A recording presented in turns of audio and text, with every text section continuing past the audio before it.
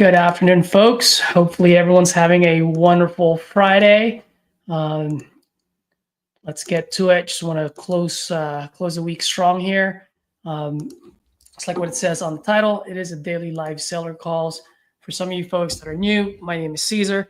Started wholesaling a little bit over a year ago, and I'm just a regular guy who left the 9-to-5 grind to create freedom and legacy for myself and my family through real estate. And so created this channel, simply grow together and inspire each other, as it says on my banner here.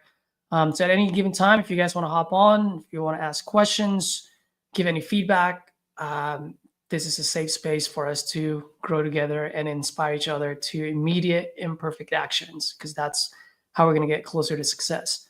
That said, let's just go ahead and start making calls. This is an old lead that responded to my text message. Looks like he's still looking to sell. So he or she is looking to sell. So let's see.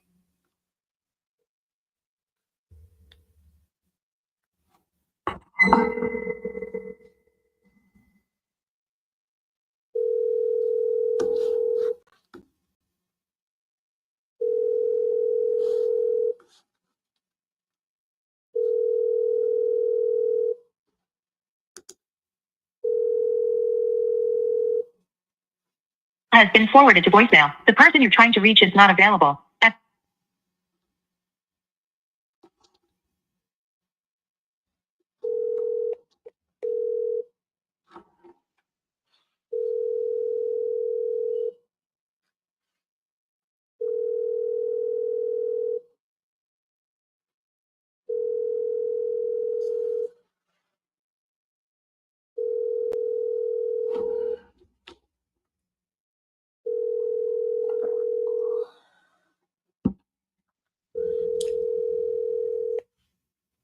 Has been forwarded to voicemail. The person you're trying to reach is not available. At the tone, please record your message. When you have finished recording, you may hang up.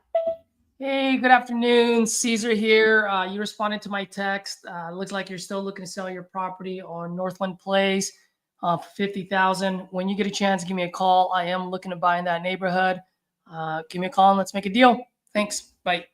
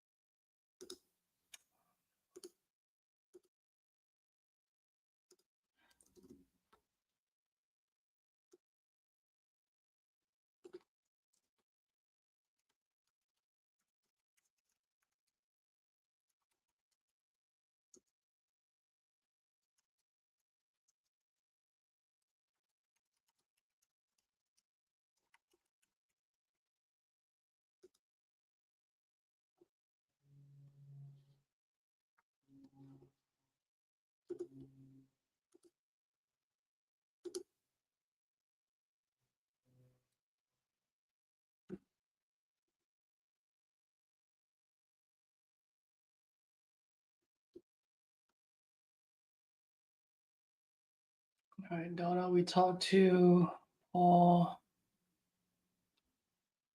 Yeah, it's cool. Okay, cool.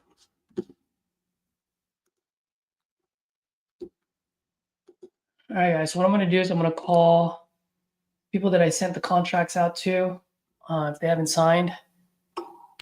And then let's work towards the newer leads.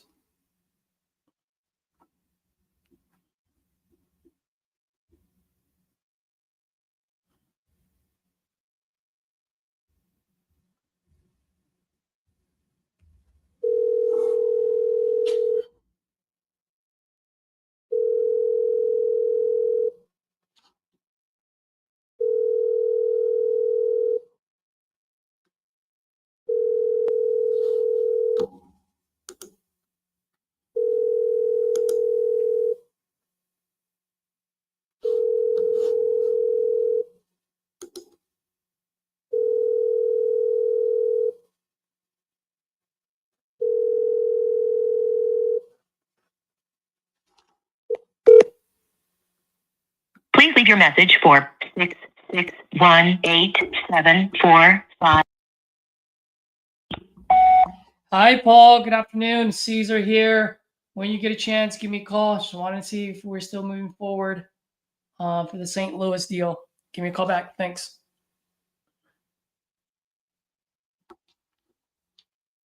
Why is this not showing any information?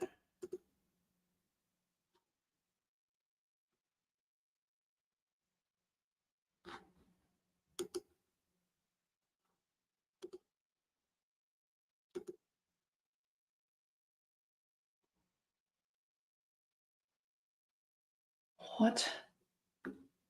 Why is this?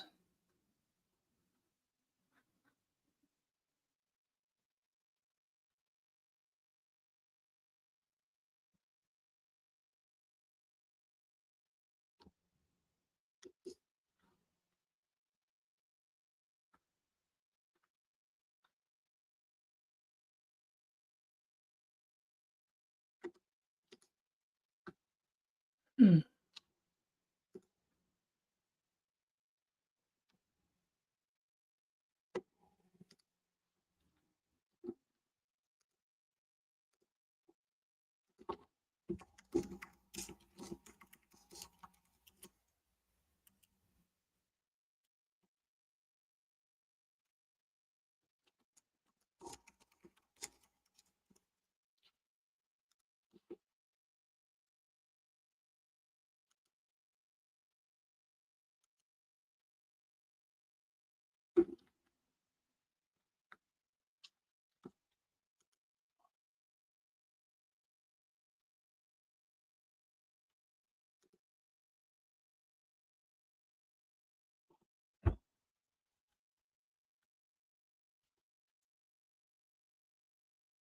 How is this possible?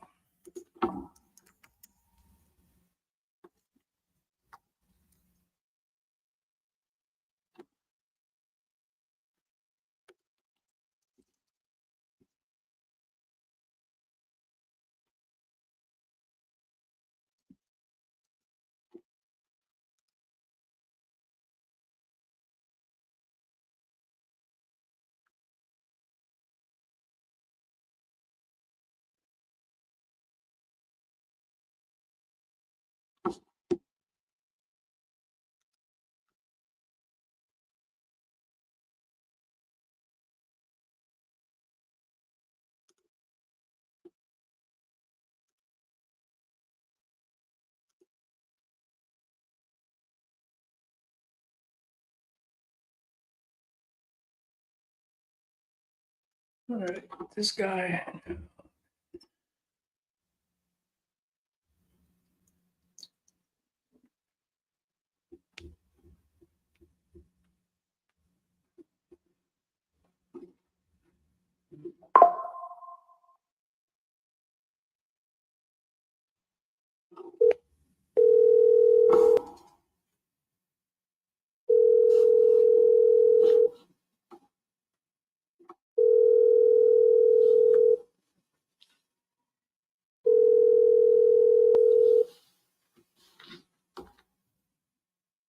Please leave your message for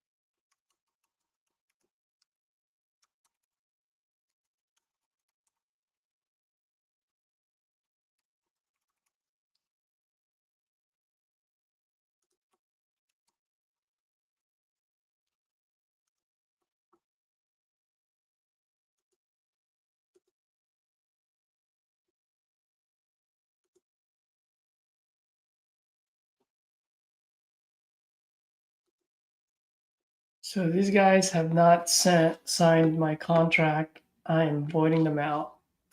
And if they come back, I will go for a lower amount. I'm tired of waiting for guys.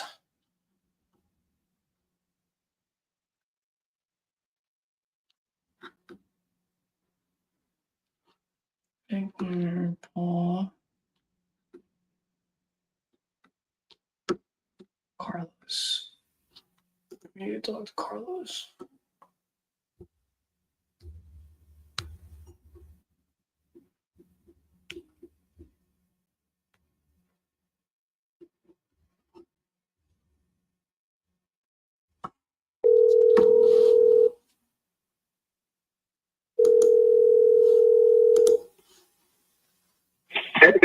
Grandpa, Carlos? call vacuum. Hello? What's up, Caesar? Hey, how you doing, buddy? Hold on, buddy. Thank you. I'm just getting home from the hospital, man. Oh, everything okay? Yeah, we're just waiting to see what's gonna happen. Yeah, that was gonna be my question. How's your father-in-law doing? Yeah, we'll find out here at the end of the day. Okay, all right. Hey, man, take care of your stuff. We'll talk tomorrow, if not Monday. Okay. Family always All comes right, first. I'm so sorry about that, Caesar. Hey, no. Hey, man, you don't need to apologize, bro. Family comes first. All right. All right, man. I appreciate that, man. Okay, cool. Bye. All right.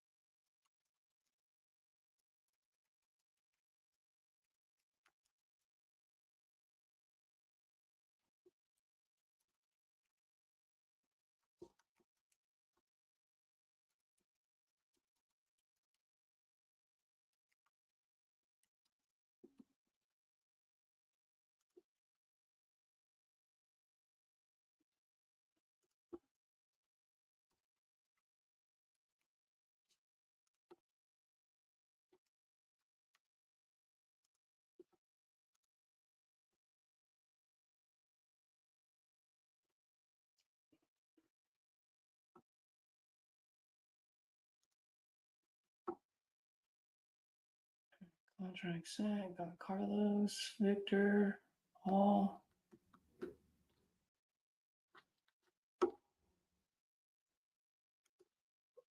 Who is Michael?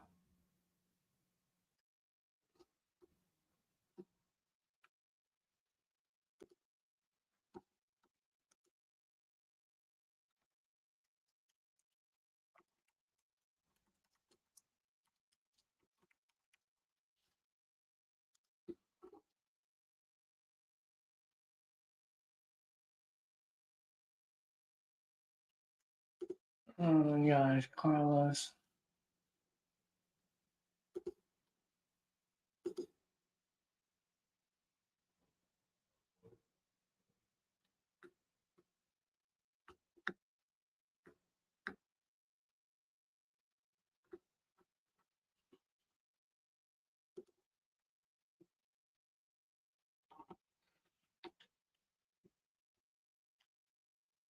Who did I talk to yesterday? Barbara.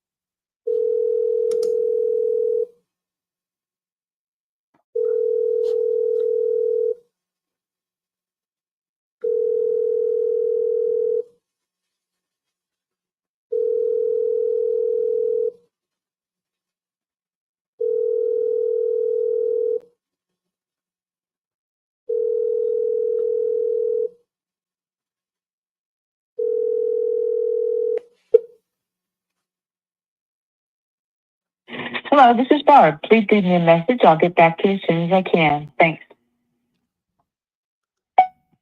Hi, Barb. Caesar here. Hope all is well. When you get a chance, give me a call. Thanks.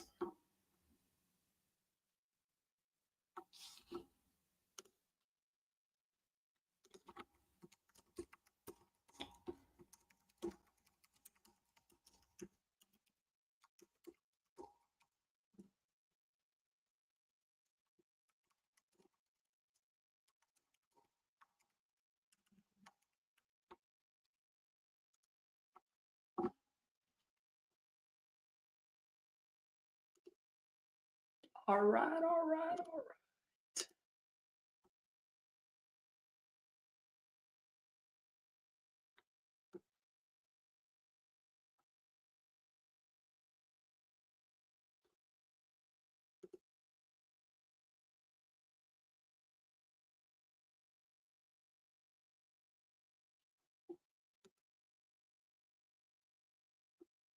Woo-hoo.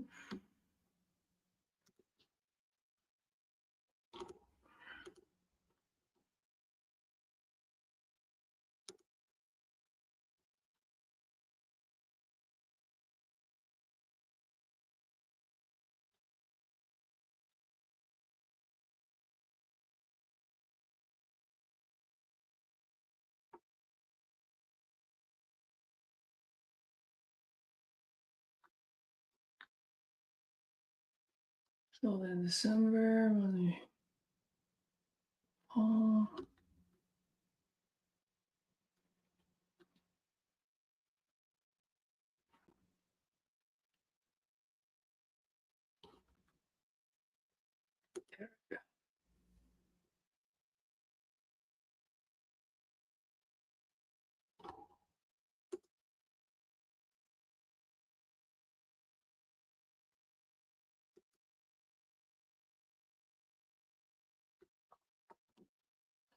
All right, time to call new leads now, guys.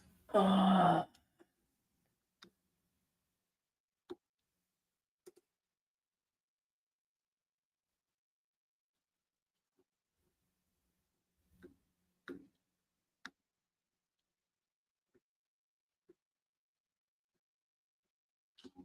is going on here?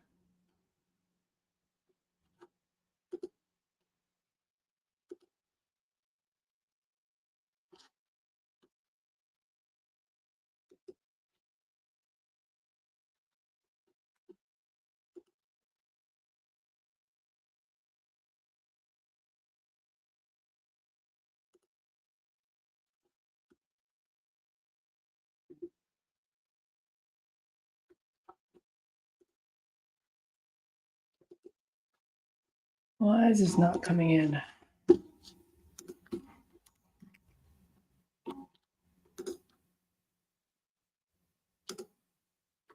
Jesus. You're kidding me.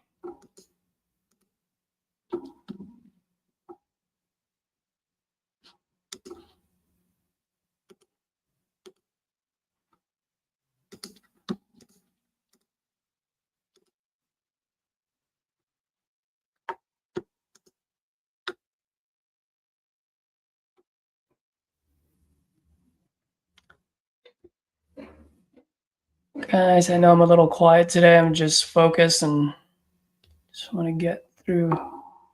Here's a lead that I just bought today. It's a coupon club. Let's see what we got. Hello, Mr. Rizza. Hey, Rizza. Good afternoon. My name is Caesar. Actually, still good morning.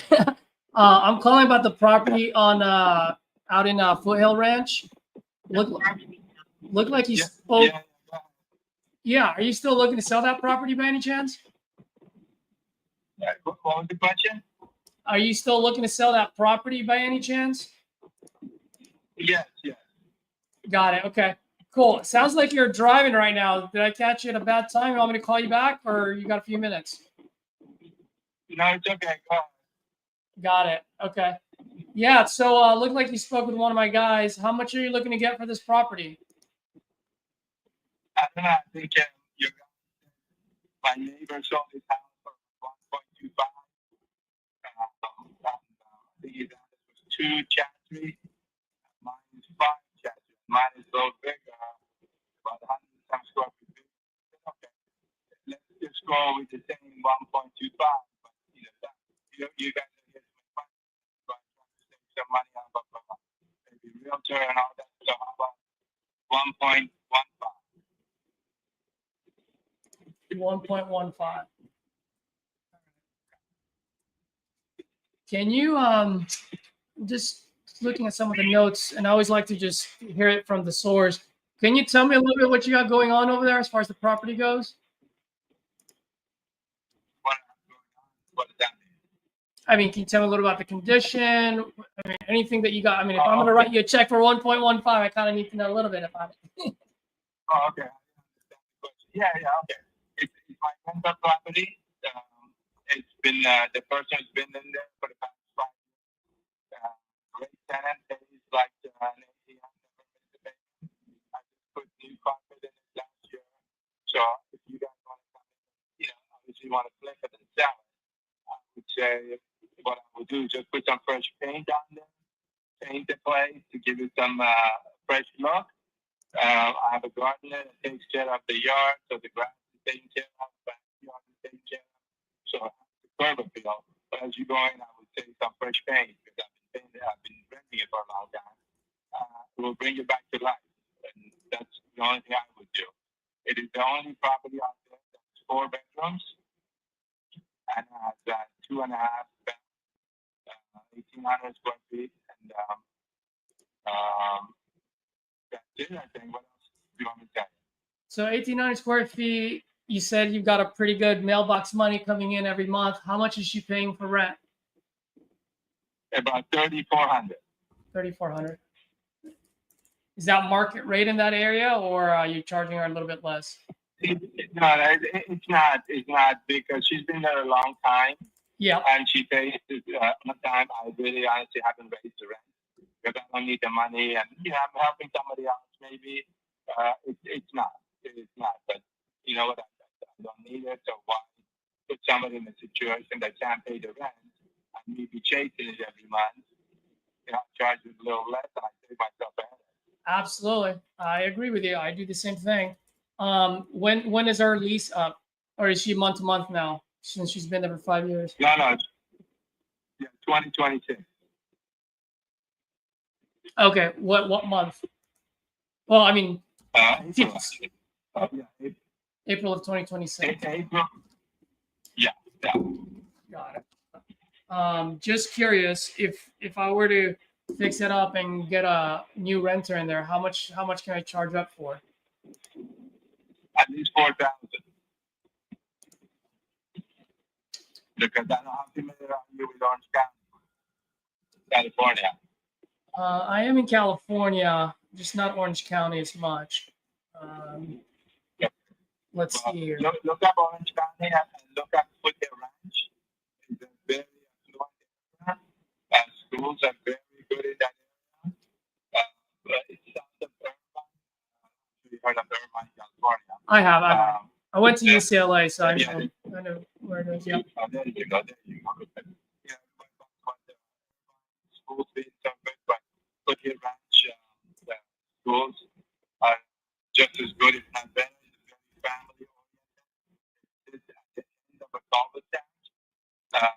So you don't have people driving through it for no reason. It's just a circle. You only go there if you live there. You don't really go there because it's a street. You have to circle around and leave. Yeah, I got you. And just curious, right now, based on what I'm looking at, if I decide to flip that place, I could probably put it up on the market for what, 1.2, 1.25, like your neighbor down the street?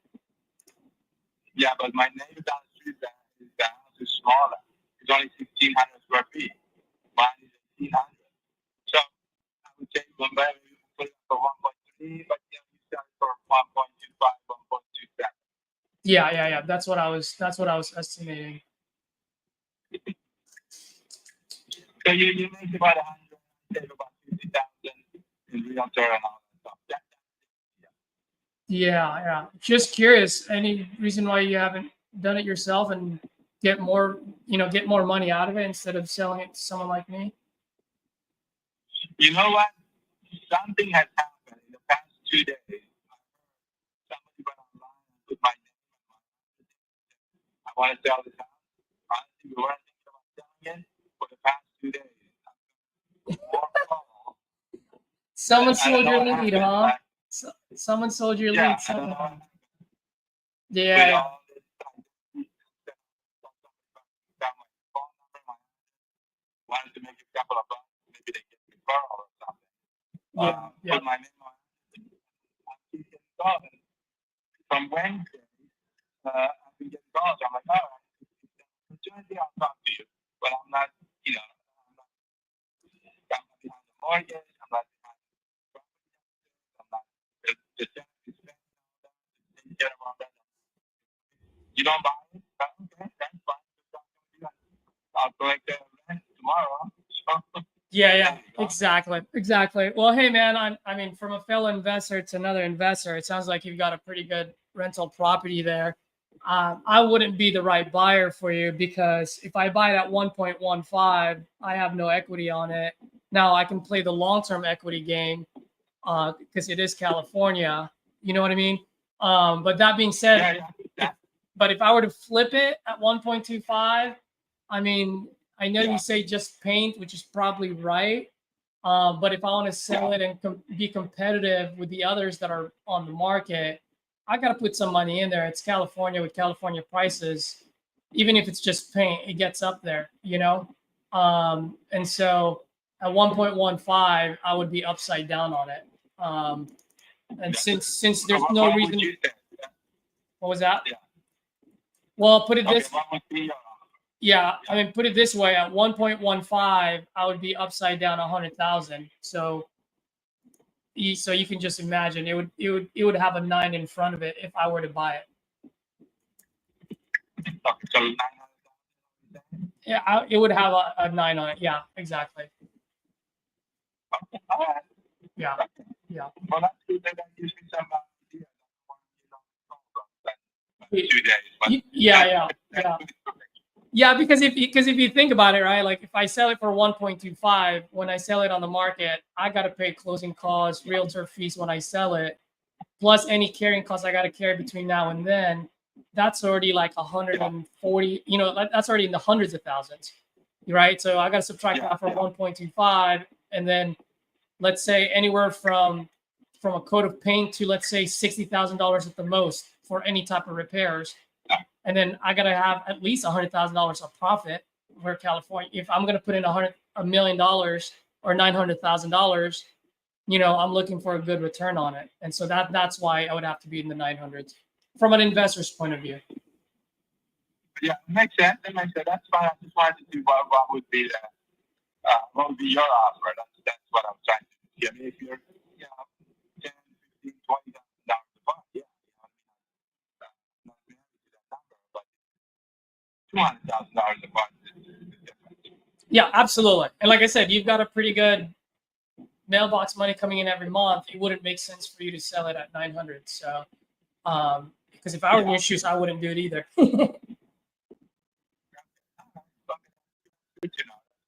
All right, brother. Well, hey, add me to your contacts anyway, because just in case sometime in the future things change for you, if you want to offload any properties, or if you're looking to buy and add another rental property, I do get leads from time to time in California. I've got a good network of investors who are offloading their properties from time to time.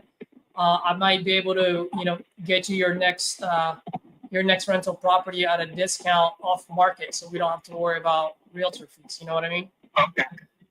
Yeah, is that a good number for you? 415-843-7775? You got it. And I'll send you a screenshot of all my info so you can add it to your contacts. Okay.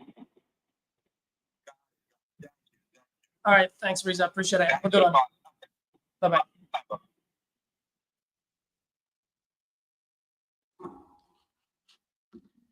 No deal on that one.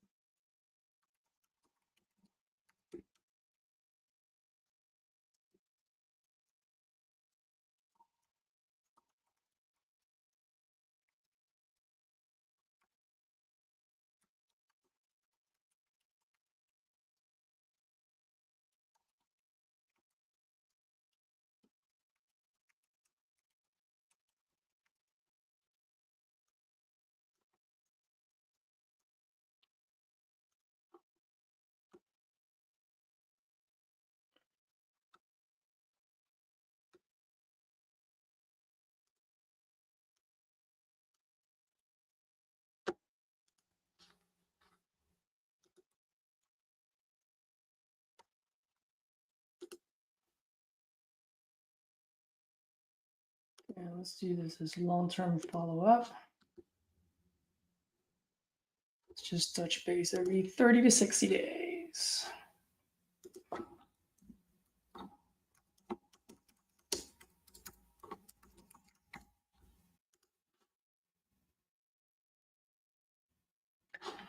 All right, how's everyone doing? See, you got a few folks on here. Who's on? Just want to see who's listening out there.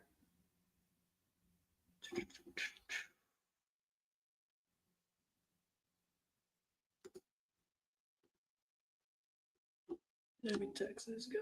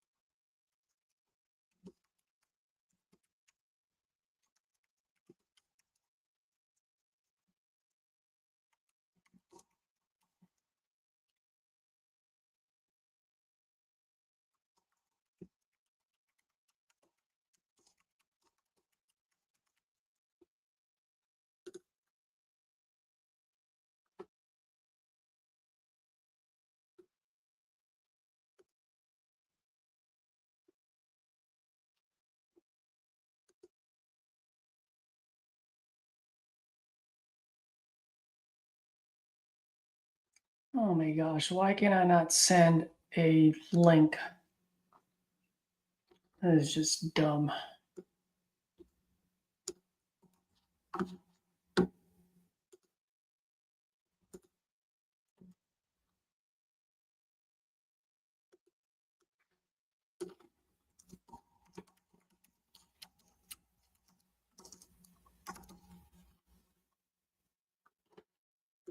Oh, Simply, you are just absolutely amazing.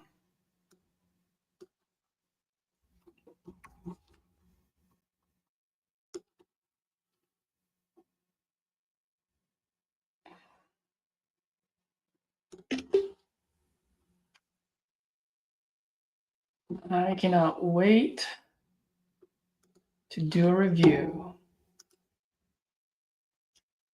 William, how you doing, buddy?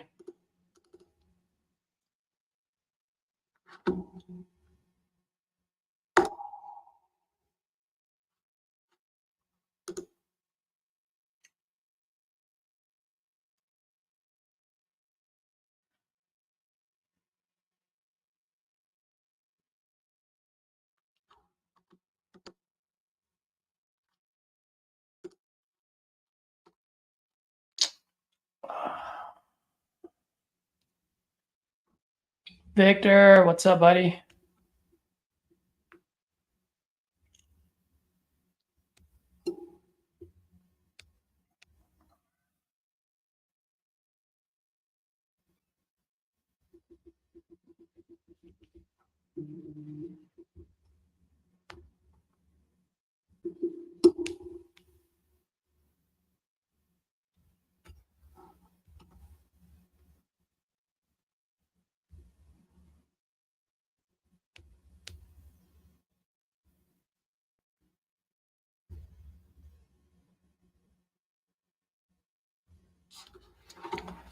All right, so that's one. What's the next one?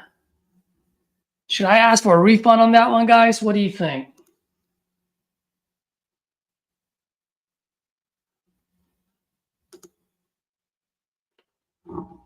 Should I ask for a refund?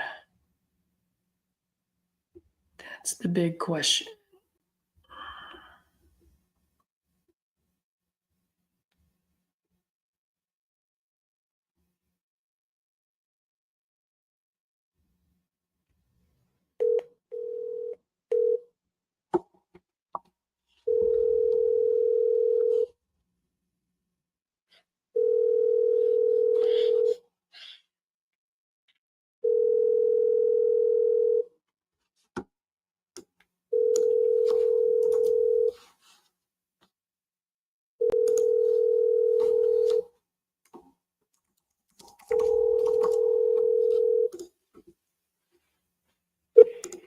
Hi, this is Jim. I'm sorry I missed the call, but if you leave me your name and number. Gail. The heck?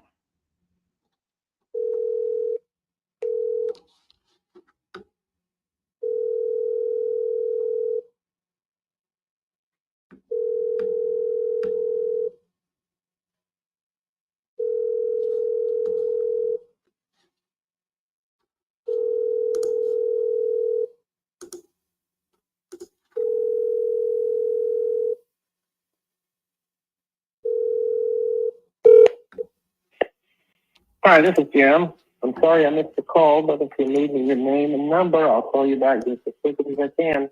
Thank you. Hi, Gail. Good afternoon. Caesar here. I'm calling about your property on First Avenue. Looks like you're looking to sell this property.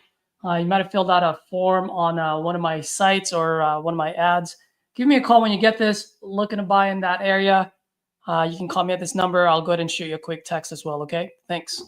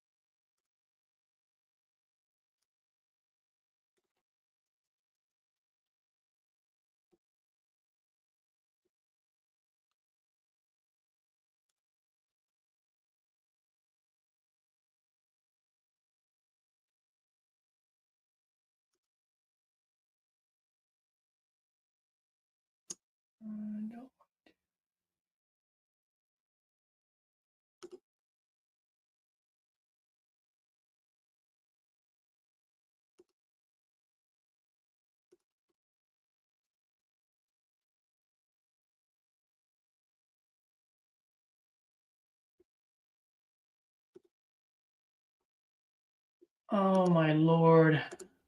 Simply, why do you do this to me?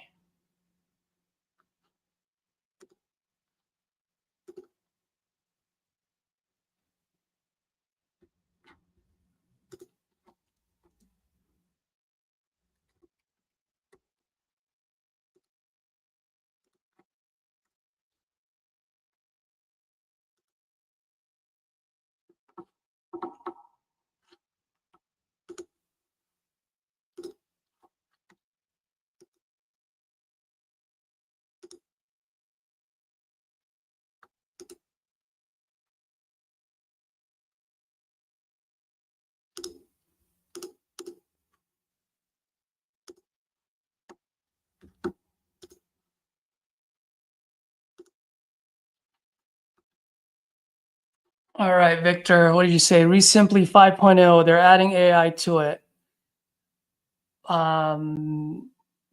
That's kind of cool that they're adding AI, but they have so many features that they're missing out, just basic features. So I wonder how their AI is going to look. I say go add those basic features first, and then we can talk about AI.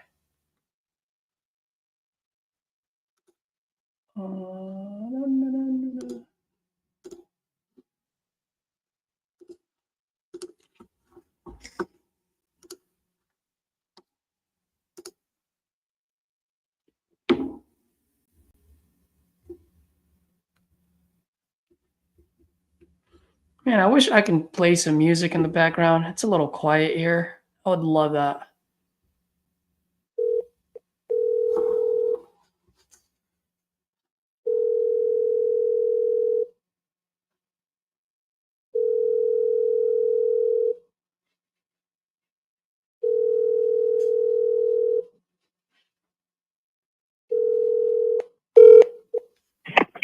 Thanks for calling. Please leave a detailed message with your phone number, and we will reach back out.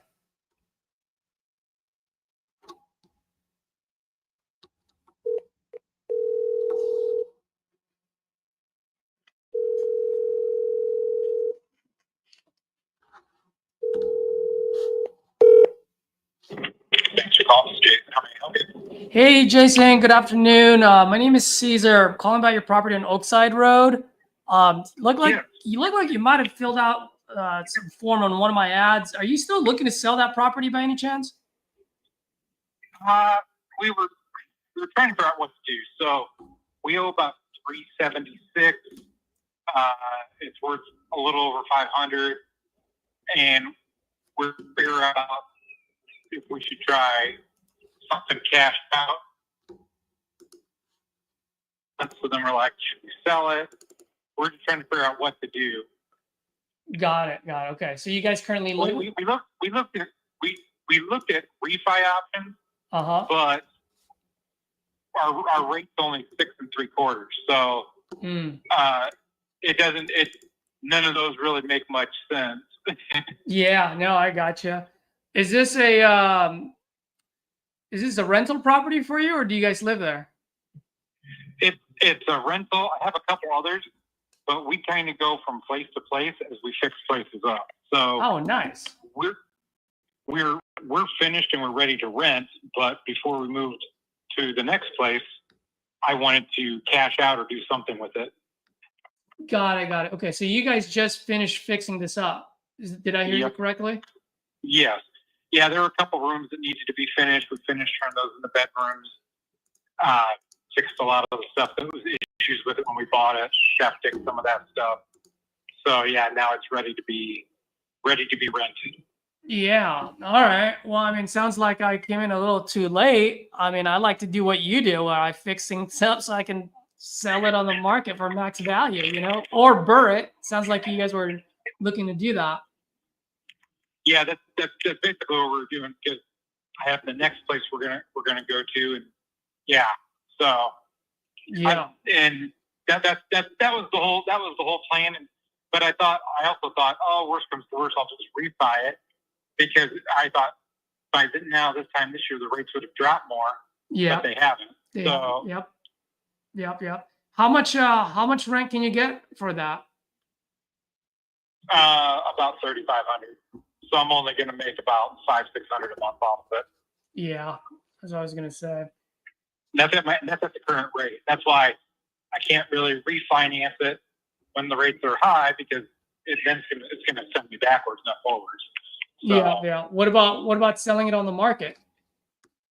well, I thought about doing that, but then I'm like, by the time you take everything out of it, I'm actually not getting my money back out of it that I just put into it. Yeah. If you don't mind me asking, from an investor, how much are you all in on this? All in. So I bought it for $5, and I put 125 down, and then I paid another 25,000 to buy down the point. So that's how I got to the 6 3/4. So basically, I'm 150 in, plus what we did remodel was 17. So I'm in at about 167 on top of the 376. On top of the 376. Yeah. So I was hoping for rates to go down and then have someone in it for a little bit. So Yeah. All right. Well, that's why I was trying to figure out what to do exactly. So yeah. because if I did straight sell, I'd have to get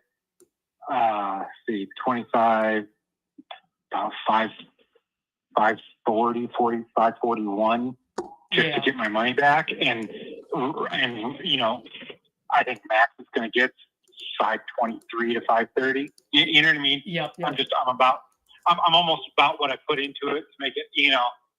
So that's why I thought, okay, maybe if I rent it for a year or two, let it build up, rent to the right person, that is, and then go from there. So Yeah, I gotcha. That makes sense. Well, I mean, it wouldn't make any sense for me to buy it off of you now, right? Just because there wouldn't be any meat on the bone on the other side. Exactly. Yeah. Yeah, that's what I was trying to figure out, because the money we put into fixing it up was not the initial plan. The initial plan was we were going to build a shop on the property because it's a really big property. Yeah. And then it would draw either better rental, or we'd be able to really max out what we get on it for sale right around the $600,000 range. And I went to, and I had it was going to cost about 23 to put a shop on there. Yeah. And then it took the whole time we got it in July. The permits and everything didn't get done till December. Well, you're not putting concrete in Indiana in December or January or February. So then everything got pushed back to now spring. So it's just been, it was one of those things where, like, if the timing would have worked, we would have had the shop up before fall. And then I could have just patched up some stuff rather than put the money I did into everything. You know what I mean? Absolutely. So, and then I'd be hitting that number that I'd want to get at. So because we went a different direction, now I'm like, now I'd have to put a whole nother 20 on top of this in. And so, and then it's I really have to get my money out of it. So yeah, that's why I'm just basically trying to figure out what to do with it. Yeah, well, I mean, I'd love to help you out, but obviously I can't. Now, question for you. You know, I may not be able to help you out on this deal, but let me ask you, where do you usually buy, and what do you usually like to buy? Because there are times when I come across a deal where it might not fit my business model, or I have too much on my plate, and I'm always down to assign a deal over to a fellow investor for a small fee. You know what I mean? Yeah. Well, I have a lot of small businesses. One of them I do strictly commercial properties, and another I do just residential. So, and I try to stay between South Bend, Indiana, in the northern half of Indiana, and Fort Wayne, Indiana. So pretty much most of northern Indiana, just so I'm staying within that 2-hour range, pretty much. Okay. And that can be commercial or residential, because I've got both. Now the commercial are all with a different business partner, but the residential I have all 100% are all my own. So got it. All right. So as far as residential goes, what do you typically go for? I just try to find something I think I can get the most rent for in the area, has the most rooms. Okay. So you like to buy and hold more than anything? Sounds- Yeah, and so the big thing around here is you should pick up pieces. You pick up small houses with the land. We're sort of a mixed community where we have Amish around here. Mhm. And if you can pick up a couple pieces of property fairly close to each other with a little bit of land in each one, you can end up packaging them down the road. And the Amish just straight cash. They'll buy them all because they like to keep their families all on Same. one little Yeah, thing together. it's a little So compound. that's what I've learned from a couple other guys around here. That really works well. Got it. And then as far as rent rate goes, do you usually in your market, do you usually go for like a 1%, 1.5, 2%? I base it off of each town's a little different around here. Of course. So, Yeah. so I base it off of whichever town they're in. So like if it's Elkhart, they've got some of the Section 8 housing, so then obviously that's pretty clear cut. But then if you go to the smaller towns around here, you can't. They rent so cheap. But then there's trailer parks that are right next to the small towns that you can rent a trailer out for $1,300 a month, where an old farmhouse with one bath rents for $600 a month. Yeah. So I guess it's a different market. Yep, absolutely. No, I completely understand. Here's what you're gonna laugh at this, Jason. Here's what I always tell my guys. I was like, hey man, if you see a bunch of women running around in their Lululemon pants and their stroller in the middle of the day, I'm okay at 1%, 1.2%, right? if you see guys hanging around the corner at a liquor store in the middle of the day, then I want to be as close as possible to 2%, if not more than 2%. You know what I mean? It just depends on the neighborhood, right? Yep, that's exactly right, and that's kind of how it is around here. So it's just different. Each little town, because so manufacturing is what rules Northern Indiana.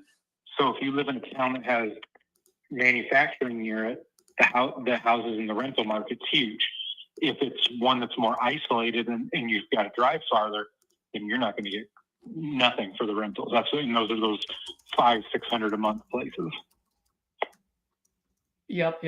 Okay, fair enough. All right, Jason. Well, question for you: when you do close, do you use your own cash? Do you use hard money lenders? And how quick do can you close on a good deal? I've been using my own cash is what I've been doing. Got it. Okay. And do you usually? I keep everything, and that's why this one. So everything I do in terms of residential has usually been under 350. Under 350. And so this one at 500 is a stretch for me. Got so it. That's why I thought I was going to go big. I wanted to clear about 800 a month. You know what I mean? Yeah. And I thought if I got a shop on it, I could do that. And then once we got in it and we started working on it, I'm just like, it's a fairly new house. I mean, it's a big house, but it's a different county, and I've never worked specifically in the rural part of this county, and I didn't realize all the codes and all the 6 months to get permits, and it was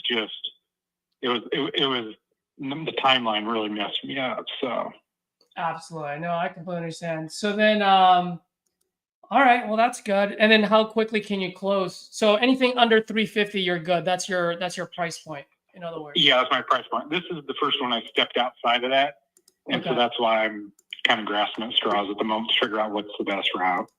Got it. Okay. And then how quickly can you close, assuming it's a good deal and it makes sense to you? 7 to 14 days. Okay, just typical. Yeah. 7 to 14 days. Sweet, man. I mean, once there's a couple of deals that come my way, me and my partner have gone out of Indiana. And so whenever I get a lead in that area, I just assign it over. So you'll be one of the first guys that I talk to next time I get a deal out there. Okay, great. I appreciate it. Absolutely. And what I'll do is I'll text you my info. I'll text you from my personal cell phone number. So that Okay. way you have it. I'll send you my Blink card, which is my digital business. I'm sure you know what that is, a digital business card. So you can just add to contacts and I'll be added to your contact. Okay. Sounds great. I appreciate it. All right. Thanks, Jason. Appreciate it, man. All right. Have a good one, bud. Bye.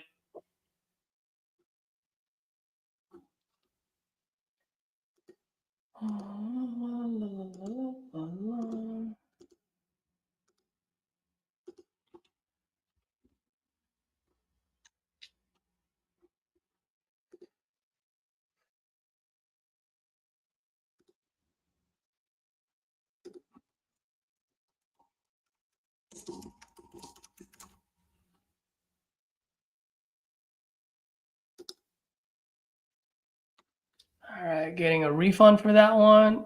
And sounds like I just got a buyer for Indiana. Let's go.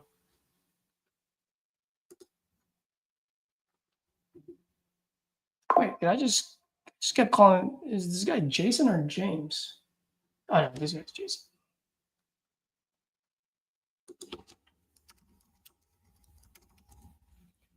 All right, Victor, what did you say? You see guys working out and a wife manager. Minimum 3%. Yeah, that's funny.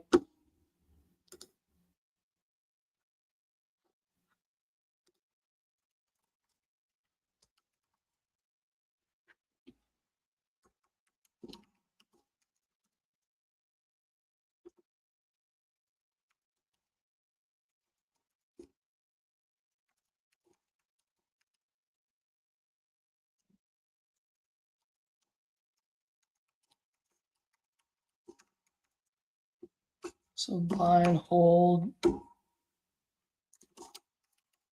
for buyer.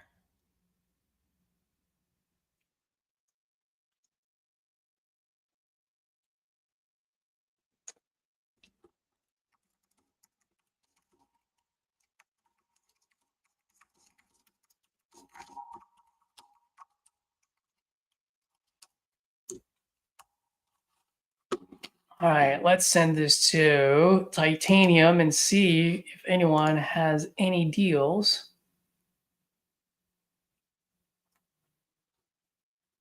out there.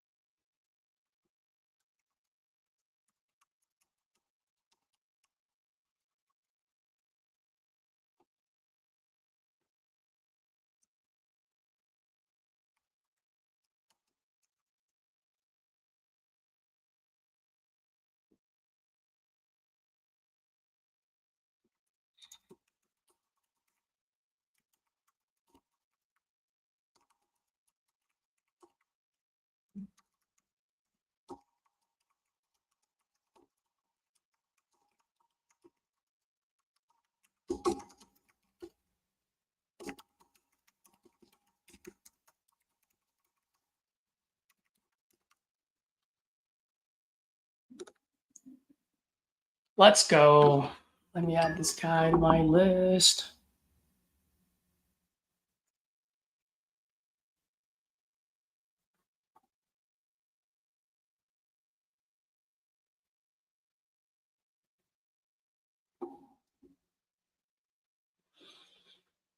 Jason.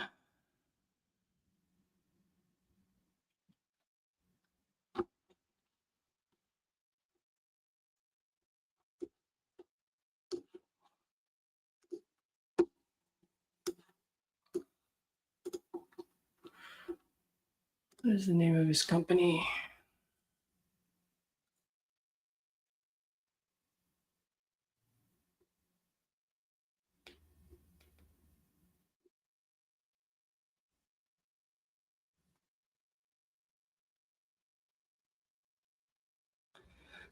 and buyer South Bend to Fort Wayne.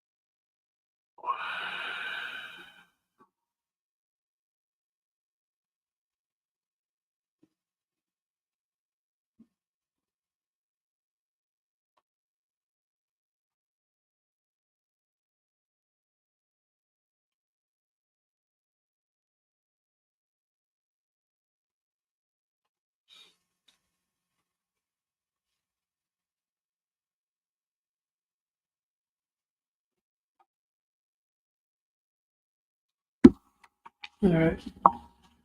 What do we have here?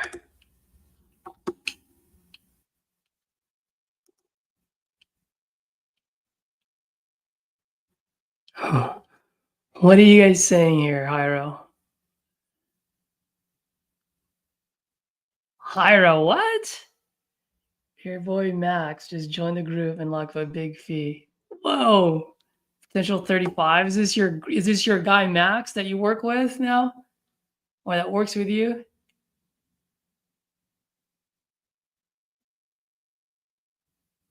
Yeah, that's awesome, bro. Congrats, man.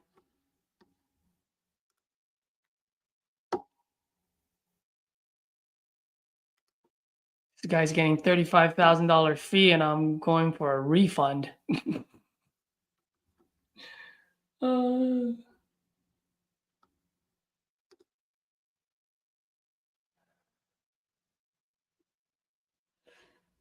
Mr.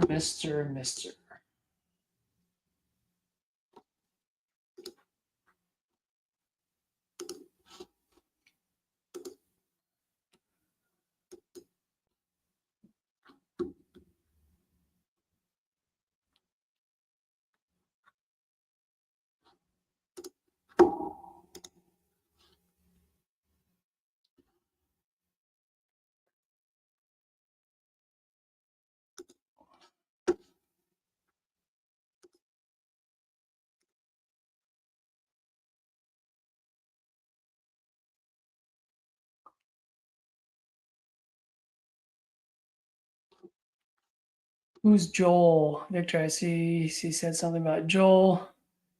Oh, Joel. All right, man. I didn't see your ping earlier. My bad.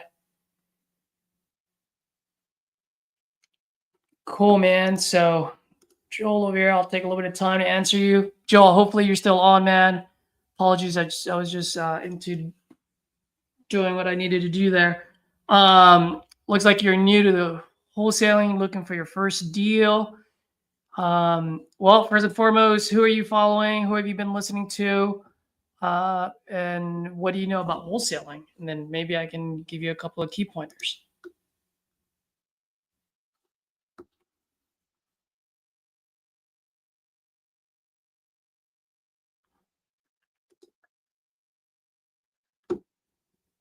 while you answer that, let me call this guy.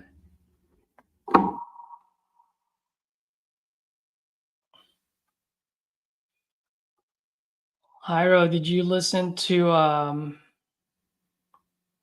did you get on the Zoom for Resimply 5.0? I personally didn't even bother.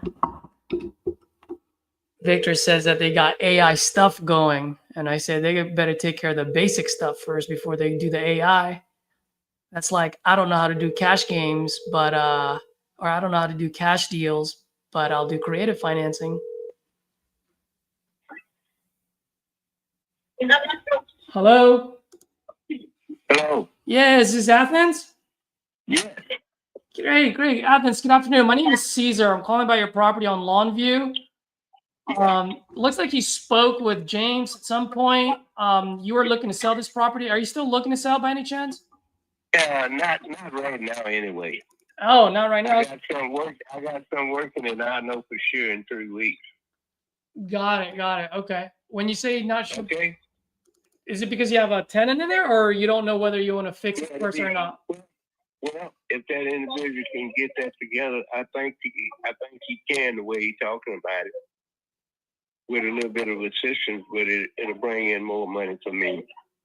Got it. Okay. I mean, I'm always looking to Okay. make a deal as long as it makes sense. Yeah. So I mean, should we talk, or should we talk 3 weeks from now? I listen to anything. Long story short, as long as it's profit. Yeah.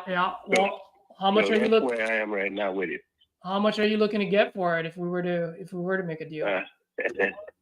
That part of it is still to be proven. It depends on what I can, profit off of it, which I don't want a long-term loan, nothing. I was bought and paid for and done within a certain amount of time. Yeah. But this person did a California on me, which, it's what they do now. It's up the price. Yeah. I know. They got a proven track record, so what else you do? You listen. Yeah. And that's where I am right now, listening. Got it. As they say, I'm not hungry, I'll sell, but I just want to hold and look. Got it. Okay. But I appreciate you calling anyway. Goodbye. All right. Have a good one. Doesn't sound very motivated, does he?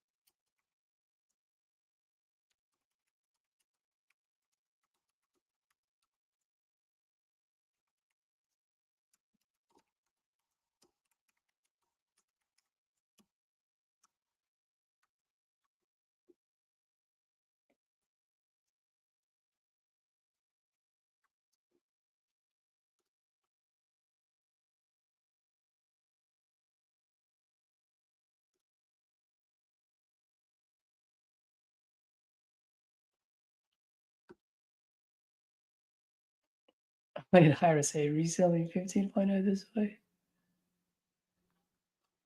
I don't know. Should I ask for a refund on that one? I don't know. Maybe I'll put in a long-term follow-up.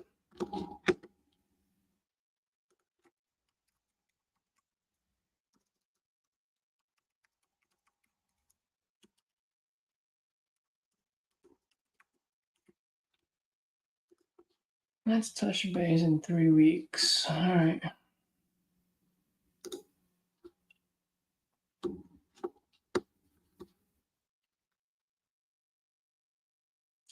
Joel, are you still on, by the way? If you are, I would probably say follow RJ Bates, man. He's kept it as simple as possible. His method gets you talking, puts you as a buyer, where you're literally telling the seller to sell you on the idea why you should buy from them, versus you selling them on the idea why they should sell to you. And for me, that's powerful. So if you haven't listened, or if you don't know anything about RJ Bates, take a look at him on YouTube, social media, RJ Bates III. He's very straightforward, fully transparent, and he's very different from the others because he's the action kind of guy. He just wants to take actions. And within the community, the first thing he does when he's got a new class, the very first day, they're on the phone making calls. Very different from all the other communities out there. Oh, perfect. You're already doing that. Been using Deal Machine for skip tracing, cold calling sellers. How's that coming along?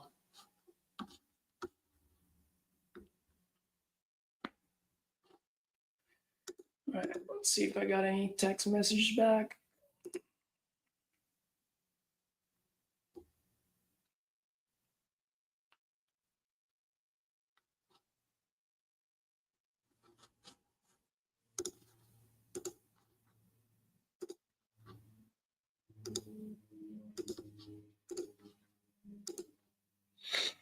So that guy, take care of that guy, take care of that guy.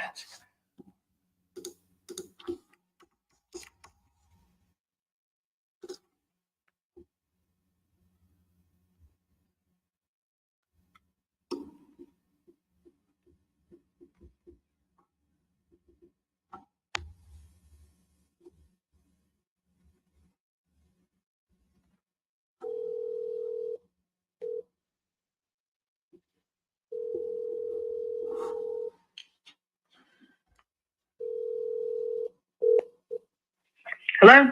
Hey, Barb. Good afternoon. It's Caesar. How are you?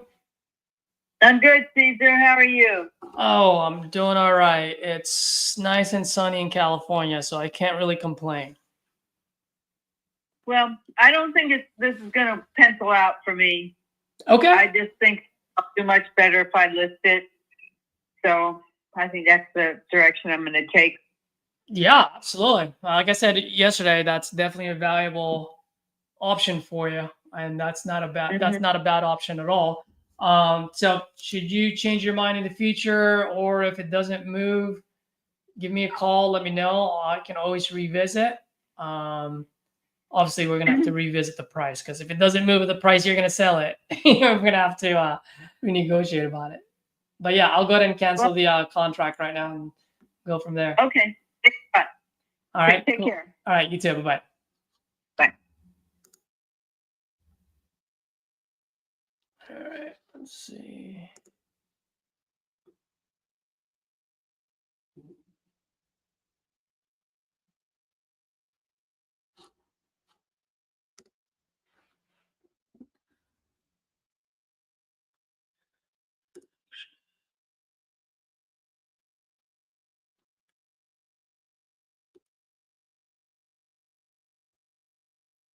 So before I do that,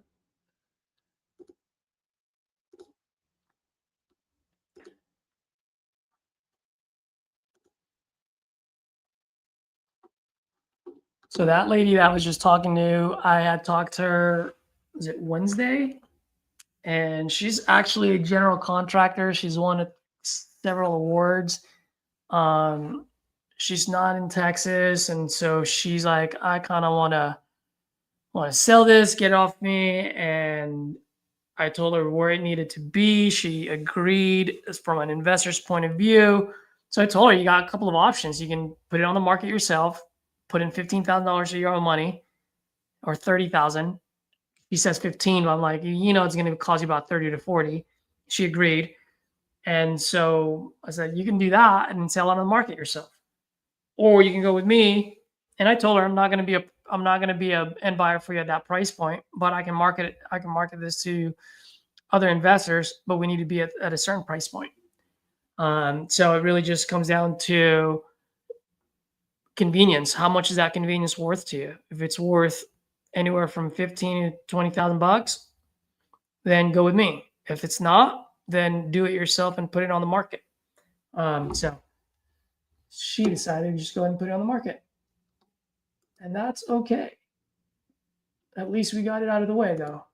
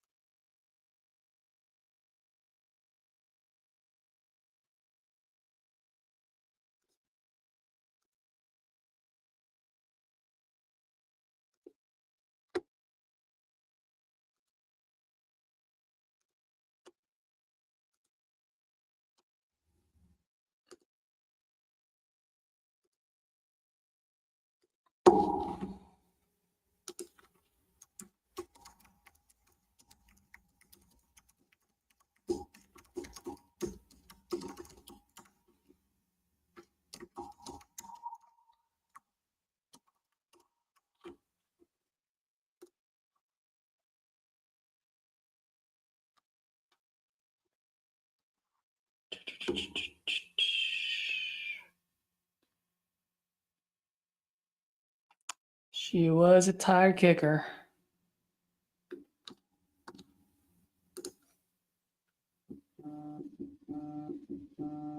Who is this? Good afternoon, this is Caesar. Yeah. You just sent me a text saying you wanted to start a new contract. Who is this? Who is this? Is this Richard? Yeah. Is that you? What? Is that you? Richard, yeah, man, this is Caesar. I don't know if I spoke with you, but you might have spoken with my team member Carlos. Did you speak with Carlos? Okay. But it said we're sending a new. Okay. All I got was a text with a number, and it said here, we're sending a new contract. And I said, well, here, I better call them back. So Yeah. I had dialed, and I dialed the phone, and I said, okay. So. Why don't I do Yeah, this? yeah. Let me have Carlos call you because I think he spoke with him, and I don't want to speak out of terms if you guys Okay. spoke together. You know what I mean? Let me have Carlos give you a call. I'll tell him to call you. I mean, I don't have his calendar, so I'll have him call you today. Yeah, the reason I called back, yeah, because it blanked my screen on my phone. I couldn't get back. I couldn't get it to roll over or to go back, and I couldn't open my other messages. And I said, well, here, I better call to get this taken off my screen or whatever. Okay, tell him to call or send something so I can clear my phone. Yeah, I'll do that. Cool. Okay. All right. Well, thanks, bud. Thank you. Have a good one. Carlos, if you're listening, hit him up. Hit him up, lock him up.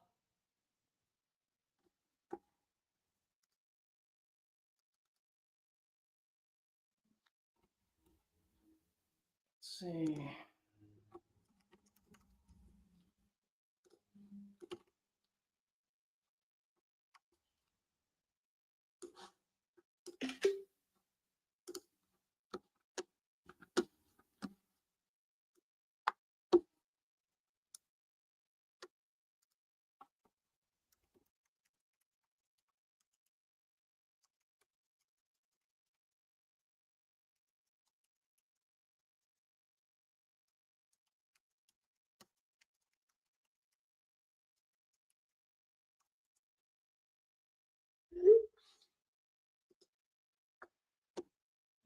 Let's see how long it'll take you, Carlos, to give him a call.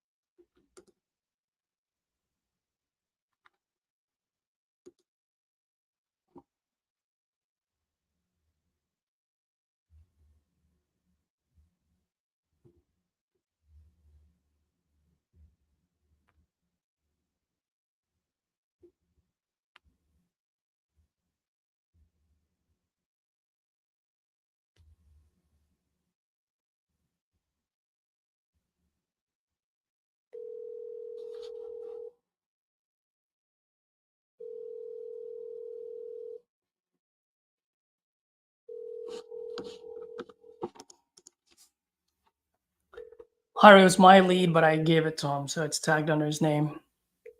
And it sounds like he talked to him already, so I didn't want to screw up any conversation if they did.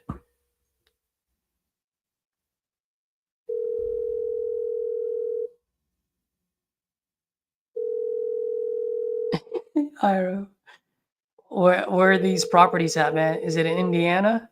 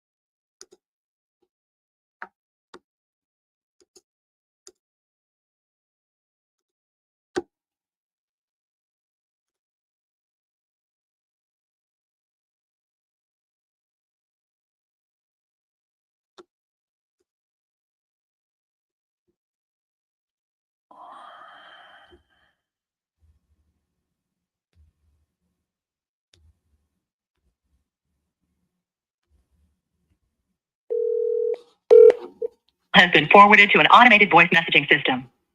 97958.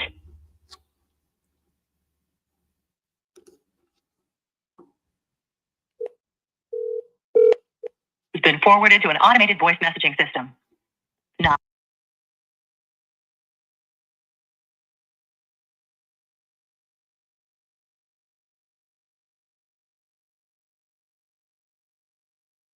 Recording, you may hang up or press 1 for more options. Hi, Austin. Good afternoon. Caesar here. Looked like you were looking to sell your property out in Magnolia. I am looking at buying that neighborhood. Give me a call when you get this. I'll go ahead and send you a quick text as well, okay? Thanks.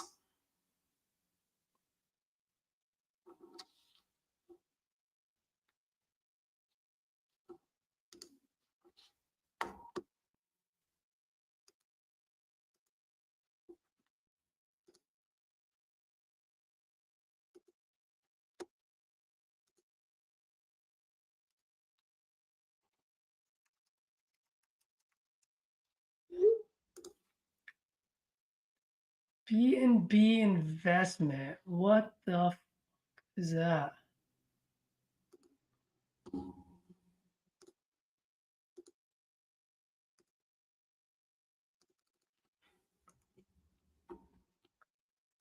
Franklin, Ohio. All right. Whatever. Let's give this guy a call and see.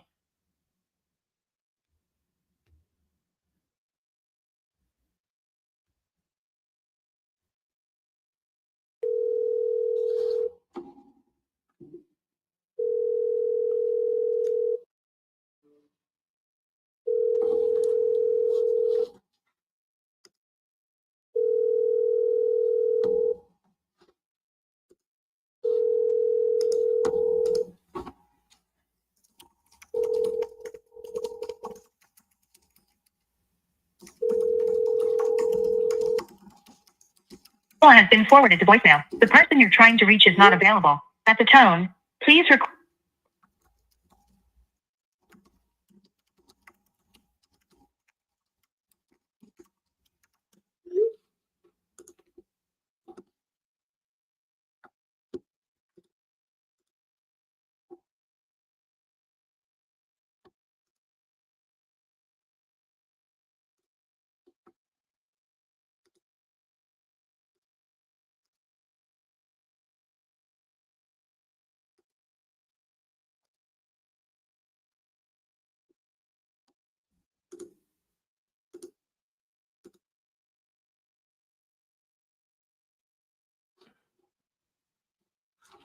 Dude, this one's out in Oakland.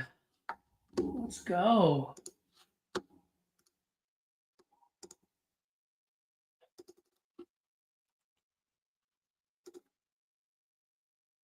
Let's call this guy.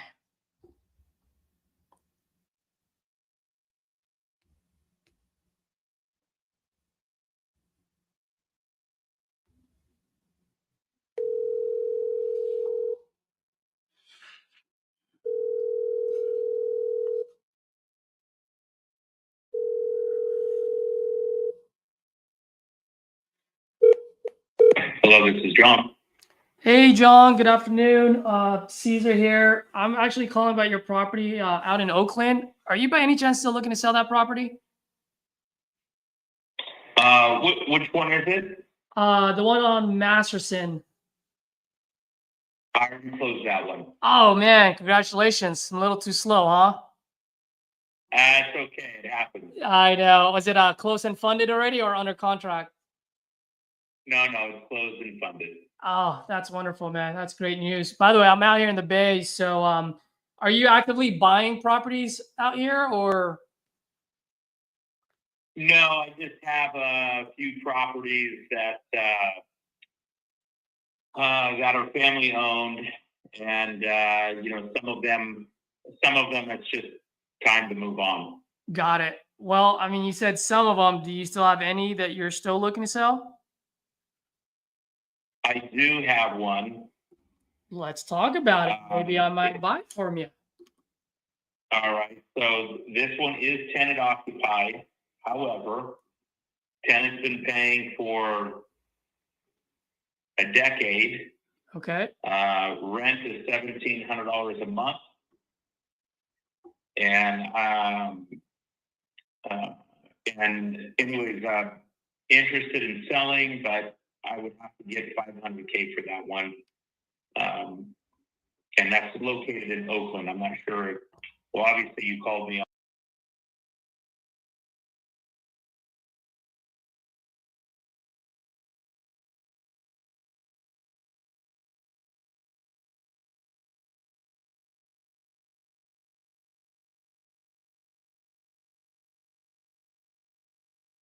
All right, I got it. And you say you're looking 500 for this? Yeah. Got it. Okay. With the tenant. With the tenant. Okay. Are they on the month-to-month right now, or? Yeah, they're on a month-to-month lease. That's what I figured. Okay. And 1,700. So obviously that's way below market, or is it? Yeah, it is. Okay. I mean, it is a little bit below market. The rent could go up for sure. It's just the tenant's been stable, so we never. But yeah, it's just one of those things. We just don't mess with them if they're stable and they deliver the rent. Yeah, I mean, if you're cash flowing, why not, right? Like, yeah, no reason to interrupt that. Mailbox money is mailbox money, man. Especially in every month. It does. That's true. Yeah. So, if you don't mind me asking, why are you guys selling this one? Just getting tired of it? Yeah. Okay. So I mean, like I said, it's family-owned property. We actually have quite a few, and we're just it's just too much to handle right now. I still have to work, so it's just we're starting to downsize some of the portfolio. Got it. Okay. And you don't want to put it up on the market because you don't want to fix it, or is that something that you just don't want to deal with? Yeah, I mean, I could get rid of the tenant, put it up on the market and sell it. But in the meantime, I've had some pretty good success with just working through investors on it. So, like the one that I had that you're calling me on, the one on Masterson. Yep. We were able to work out some terms. We were able to work out, a fair price. Did it sell below market? Sure, it did. But it needed some work. So yeah. And that I didn't have time to put into it. This one here is just a matter of, I sold another one last year that was located on the same street, and it was in the lot size was pretty good, but the property needed a lot of work. This one here, and it's a rental property. Of course, rental properties need work, and there's the location there. That location could easily yield $850,000. So you'll see that when you pull up comps, that location does yield that. Yeah, I'm looking around. So if you decided to flip it, if you decided to flip it, you've got some room to put in some money. If you wanted to add on an extra bathroom, you could. Got it. Okay. So if I flip it, you're saying I can sell it for how much? Yeah, I mean, I've got comps in there at 800K. At 800K. Yeah. Let's see. And it's a 2-bedroom, 1-bathroom, right? Yeah, yeah. Like I said, if you decided to, throw in an extra bathroom, you want to make it a little bit bigger, if you picked it up to 500K, you put in, we'll say 100, anywhere, it depends on what you're getting your materials for and who's doing the work for you. But, anywhere between 100 and 100. Yeah, I see your neighbor over there selling it for $799 on Tulip Avenue. Okay. I see what you're saying. Then 720. All right. And it's only been there for 30 days. So I'm just looking at some of the other areas, other properties. All right. So let's say you sound like you know what you're doing. So 800,000 is what I can sell it for. Right. Right now I'm looking at it. It is 1,000 square feet, 1,040. Does that sound about right? Yeah, that sounds about right. It's a little over 1,000. Okay. Now, I know you said the renters had been there for a decade. I mean, how old's the roof, the big ticket items? Can you walk me through that? Yeah, I mean, here's what I'll tell you. Could it use a renovation? Could it use, paint, flooring, all the cosmetic stuff? Yeah. Does it need a roof? I'm sure that roof is 20 years old. I'm sure of it. So pretty much any roof that's 20, 25 years old, could you get away with selling it with the current roof? This one's for you, Joel, so you can see. Oh, excuse me? Yeah. Hello? I'm just saying that, could you replace the roof? Sure. Yeah. Who doesn't want a new roof? Yeah. But on the flip side of it, is it leaking? No, it's fine. So yep. So it's probably near the end of its life. Yeah, I mean, at this point, it's a full rehab since your tenant's been there for 10 years, right? Totally. So how much? It's a rehab. In order for me to make it look like the one down the street from you that's selling for $799, how much do you think I need to put in there? Yeah, and that's where I could turn around and tell you, if you were just to do just a rehab, you're not going to add any bathrooms or bedrooms. You're going to think in 100K. That puts you at 600, and then you got 200K to play with. Yeah. It's about 100. I was going to say. Yeah. I mean, the property's not that big. Could I rehab it myself? Sure. Do I have the time? No. Got it. So you just want to move this as quickly as possible. Let's see. Well, since you have tenants in there and they're paying $1,700, right? You said? Yeah. But they are on a month-to-month lease. And if I do, let's say, half of that or put a lipstick on a pig there, I can probably rent it out for $2,500. Oh yeah, that thing there, easy for it to cash flow. And that's the thing. Like with you guys, if you wanted to hold on to it, you could. If you didn't want to, you could flip it. I mean, it's a win-win all the way around. But yeah, and like I said, I'm going to be firm with the 500K. I had somebody offer me 4.25 for it, and I said, "It's okay, I'll keep it." Yeah, absolutely. Well, I was just gonna ask you. I mean, I wasn't gonna disrespect you and do 425, but do you have any small wiggle room with that 5, just so that I can at least have dollar in, dollar out kind of deal on the repairs, and you know what I mean? So I had somebody send over and they did it in a postcard. I never followed up with them, but they knew it was occupied and they offered 538. I just didn't follow up with them yet. Now, is that going to be realistic? Probably not. Yeah. But that's where I could turn around and tell you, if he's offering me 540, hasn't looked at it, put in a postcard. I know it's designed to get the phone to ring. But, if I took $40,000 off, almost 10%, would he probably go for it? He probably would. So if you take a look at, and I'll just run some quick numbers. Let's see here. Times 20. So if that property makes $20,000 a year, Yep. and you're in it at 500K, I mean, you're making just off the rent. If you didn't do anything to it and collected the rent, you're looking at almost 5% rate of return, and you still have the asset that has equity built into it. So that's why I could turn around and confidently tell you, yeah, we're pretty good at 500,000. You know, if you were to raise the rent, and let's just say you go ahead and get rid of the tenant and do the lipstick stuff, you know, and maybe put in 20 grand into the property, could you get $2,500 a month? All day long. And the reason why I know this is because I got 6 units in Oakland, and somebody's paying for a tiny 700, 800 square foot unit apartment. They're paying $1,700, and there's no yard, and that's amongst another 5 other people that are living in that building. So could you get $2,500 a year out of it? Or I'm sorry, a month? For sure. And if that is the case, and you were at, let's say, 2,400,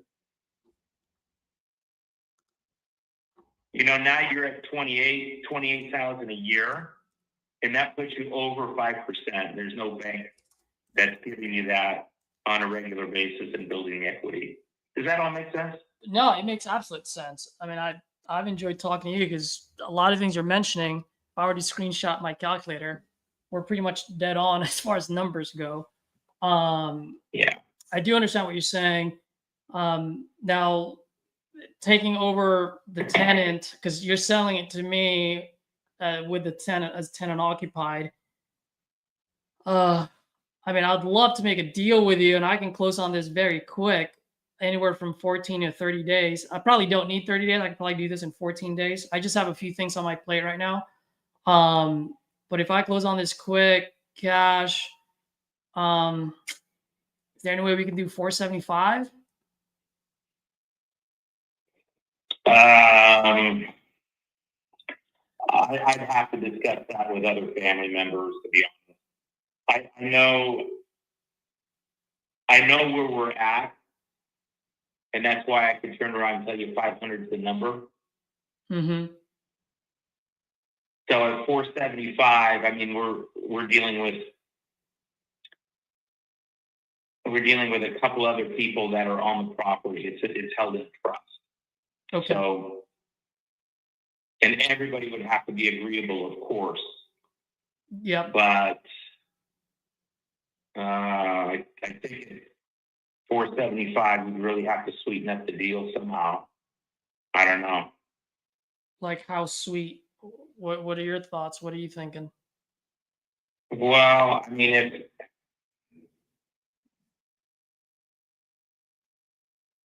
I don't know, if you were at, you know, maybe at 490, you buy the property as is, you take care of all the city compliances, the open city compliances. Do you have any violation codes on it right now, or? No, No. I don't. Okay. All right. So I could just turn around and tell you this. If you want, you can put together an offer and send it over to me. Do you, when you make offers on properties, or do you usually have you got an agent? Are you an agent? Can you put together an offer for me? And yeah, great question. And then Yeah, great question. So just let me explain to you how my process works.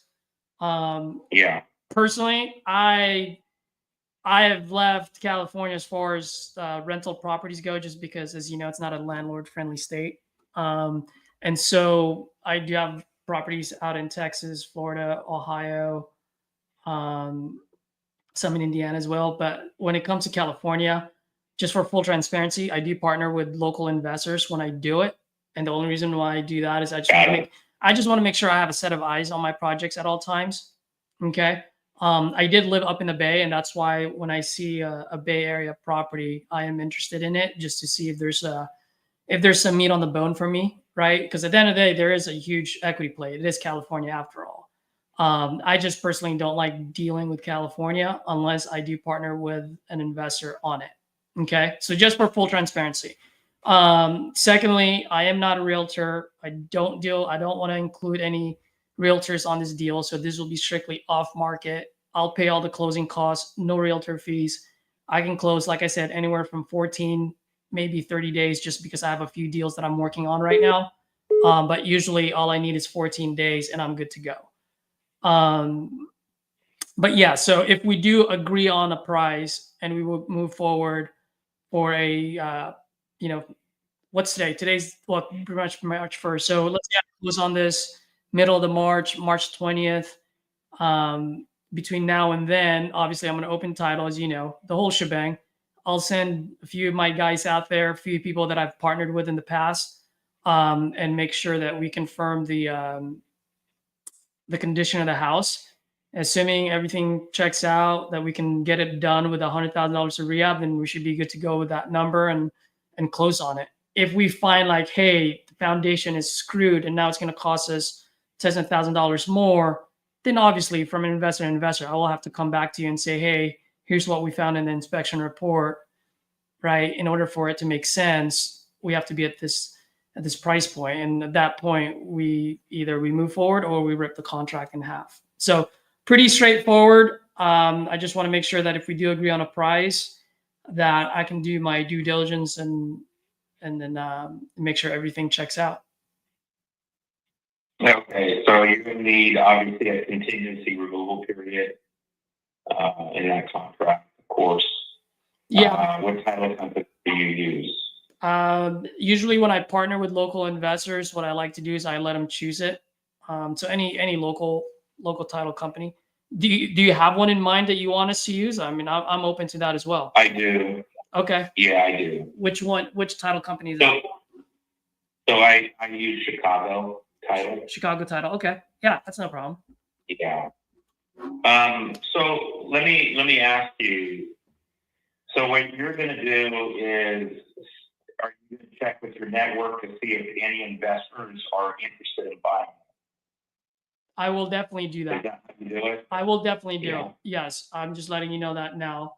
Like I said, I don't like surprises, so I'm always upfront and transparent with people that I work with. If you like it, you like it. If you don't, that's totally cool. You know what I mean? Like I'd rather do that than surprise you on the back end, which I don't want to do. So yes, I will be doing that. I mean, because I'm going to give you 10 days to get everything squared away and settled. If you don't have anybody in 10 days, and I'm telling you why I'm doing that is because I had talked to somebody and they were all about buying it. I was in contract on Masterson at 4:30, and he never wanted to deposit money in the escrow. Mm-hmm. So at that point is when I realized, I go to the property, unlock it, let whoever in, and these guys didn't even know who the investor was. That's me.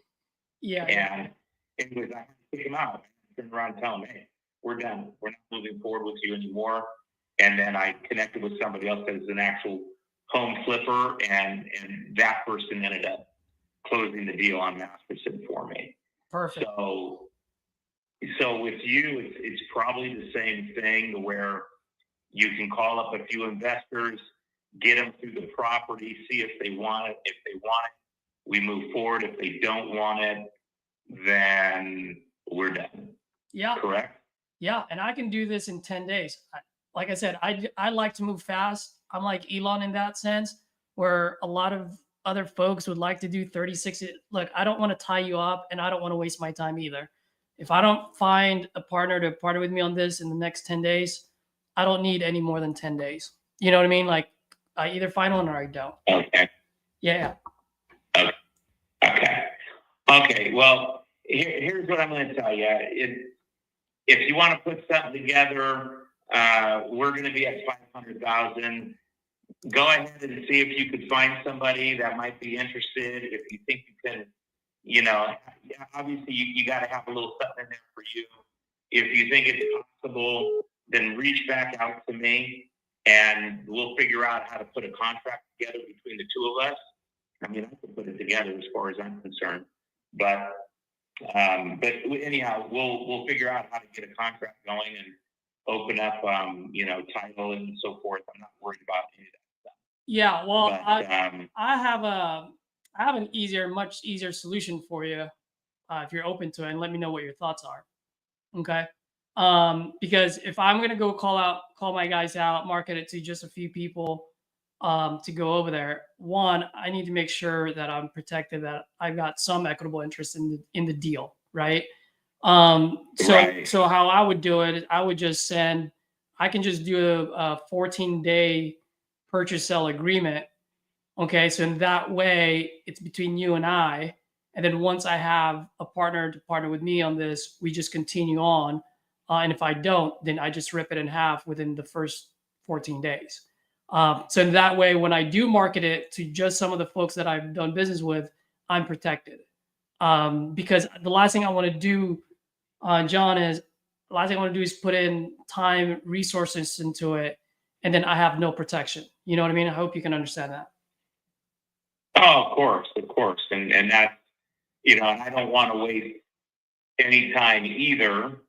So, and like I said, the other guy, he kind of jicked me around. That's why I'm a little apprehensive on some of this stuff. But anyhow, like I said, it just took me more time to put something else together and get it all wrapped up. Yeah, So, and I completely understand why you would feel the way you would feel, because that's one of the things when I'm dealing with folks and calling me, I'm like, guys, like, are you the end buyers or you're not? Like, if you're not the end buyer, I'm okay with, but just let me know, just so that I know how it's going to plan out, right? And if you are, Right. that's awesome too. I have no problem. At the end of the day, you put money in my pocket, I could care less how you do it, as long as you get it done.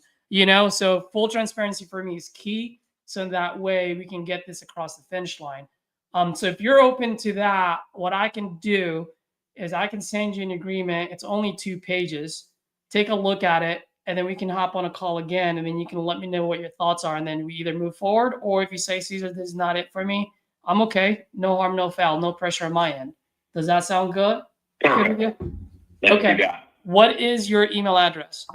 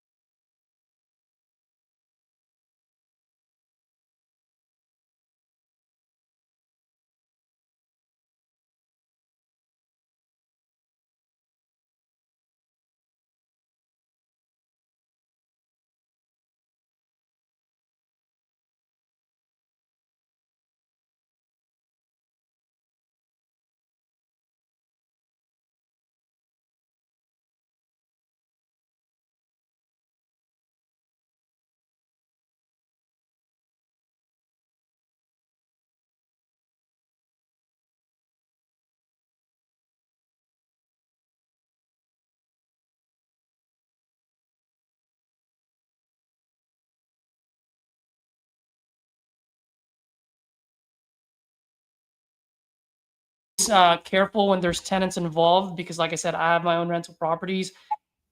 If we decide to move forward on this and I do get my guys out there, how do you want to play it out? Because I want to be respectful. I don't want to scare your tenant. Do you want us to say we're insurance doing an appraisal? Like, what's best for you, so in that way you don't lose a tenant? You know what I mean? Like, I just want to be respectful. yeah, you know, honestly, as long as I can get 72 hours advance notice, I'll let them know that I'm doing a walkthrough, and that's that.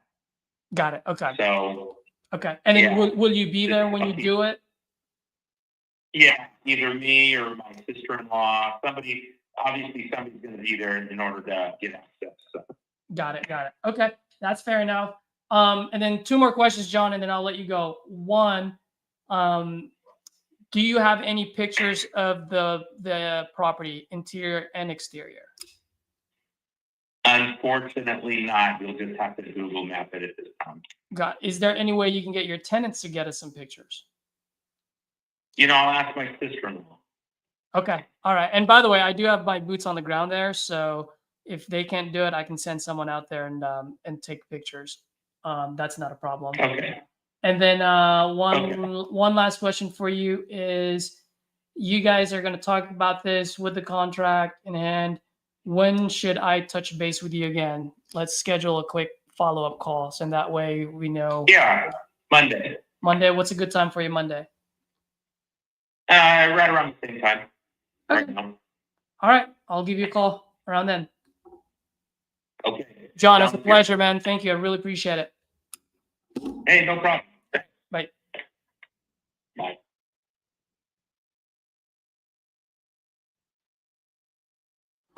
Let's go. And I don't have to deposit EMD. What's up?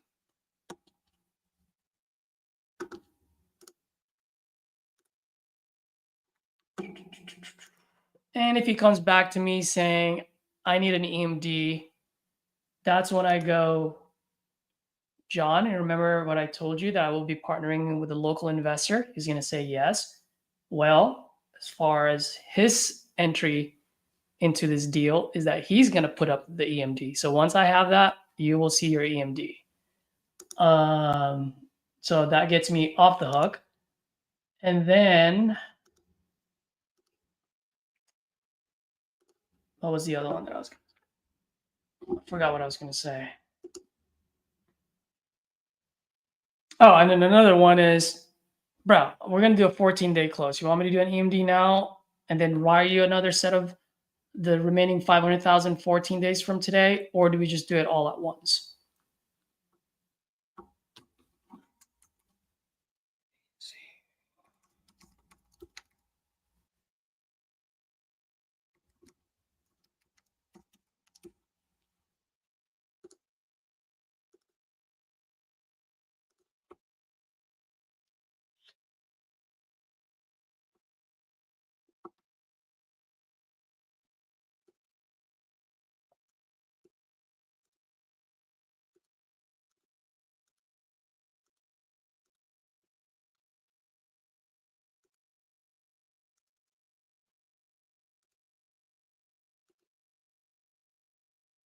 Oh my gosh.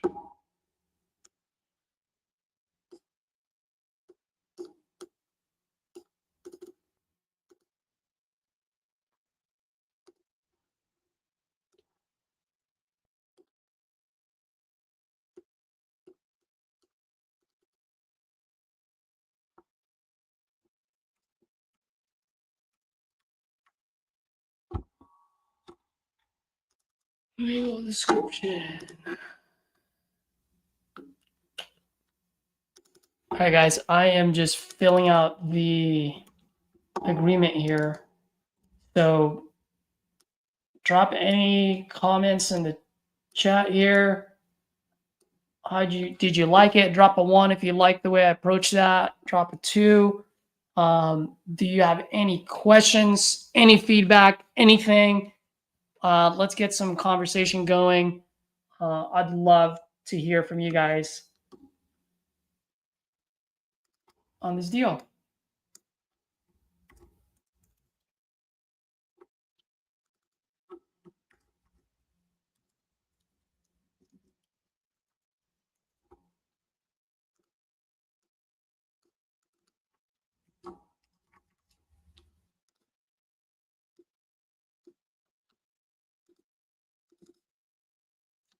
Why is the date field not working today?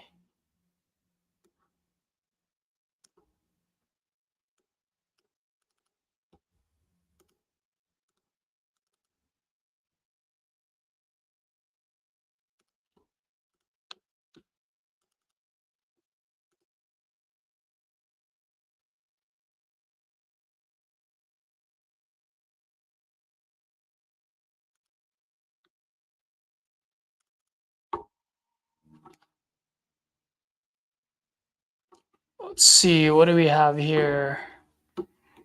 Would a clause in the contract that says EMD is due after inspection period unless buyer chooses to put some down before then allowed? You can, if you want to. I'm sending a contract right now with no EMD, so I don't even have any clause about EMD in my contract.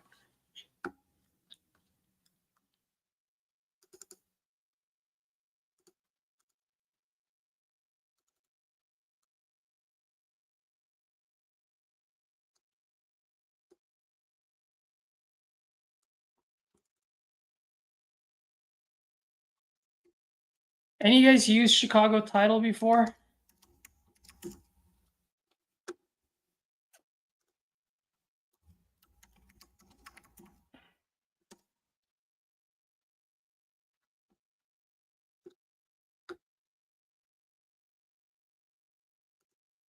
I think they do assignment fees, right?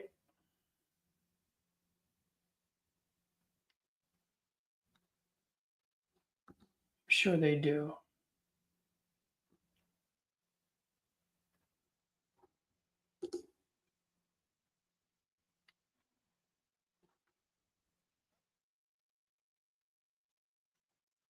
All right, Rico. So if you've used them, can they do assignments? I'm assuming they can.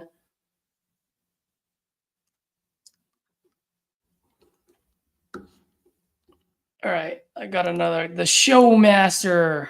Let's go. Do you have a set agreement you use, or do you add conditions as needed? So I use the same contract as RJ Bates since I'm part of the titanium community. So yes, there is a box there that says um, other agreements, so I can add conditions if needed. Otherwise, it's the same thing. So on this one, I'm just gonna put. Let me see if I can share this without you guys seeing all the other stuff. No, because if I share this, it's going to show the address. So under other agreements, I'm just going to say seller or buyer agrees to seller selling the property with as tenant occupied.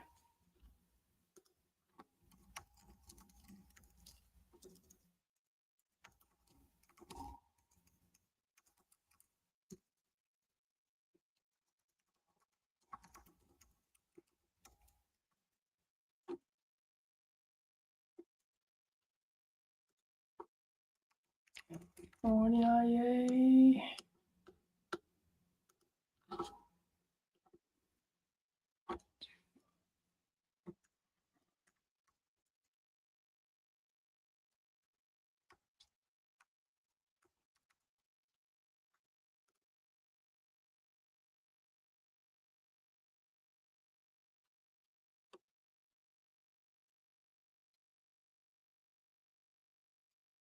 Miles.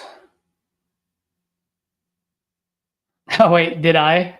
Oh, no. What an idiot. Sometimes I just keep forgetting to not share.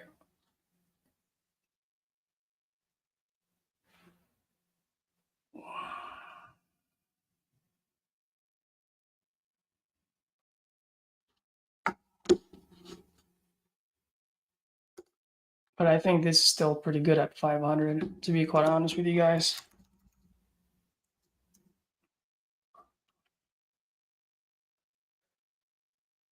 It's an $80,000 profit.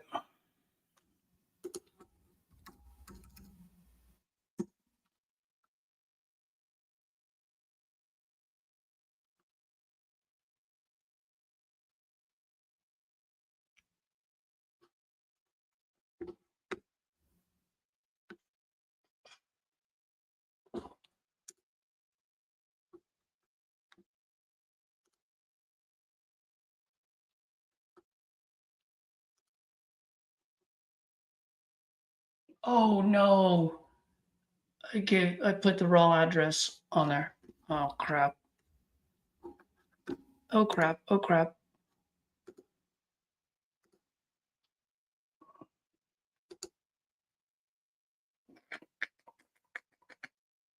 The wrong one.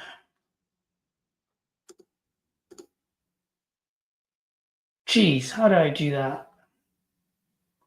Forgot he changed the address on me.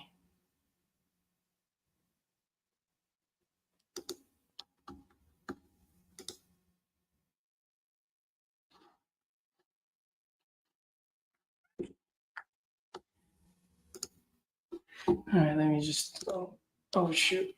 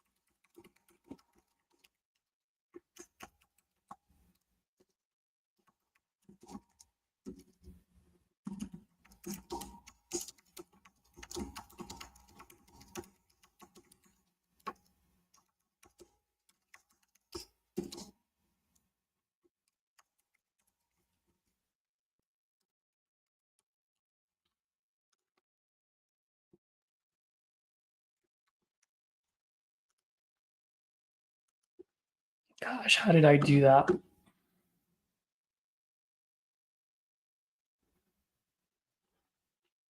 Sweet. All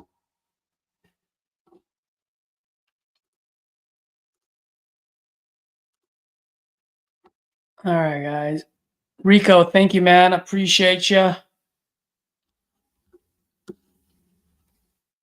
Appreciate you doing that.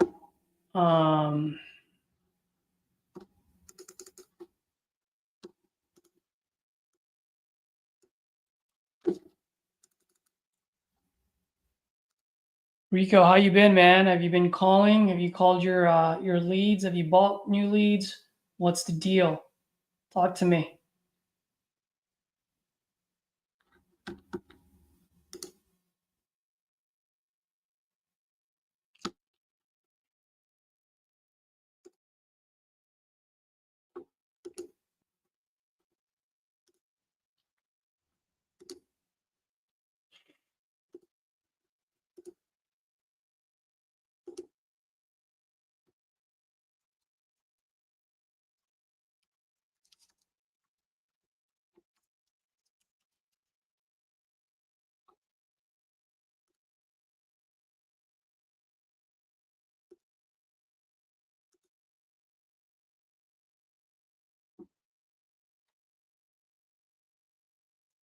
Hyro, my man. You on here listening? Bro, to get that compliment from you, that means a lot, man. If you guys don't know Hyro, that guy is a killer. He's a closer for sure.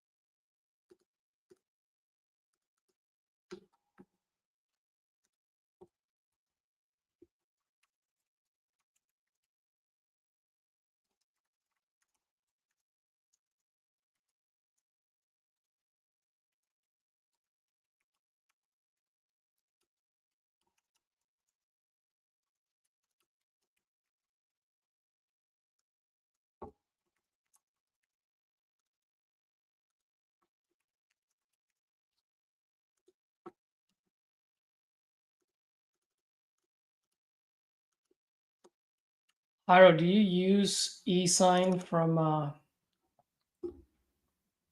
Resimply? It's a little clunky, dude.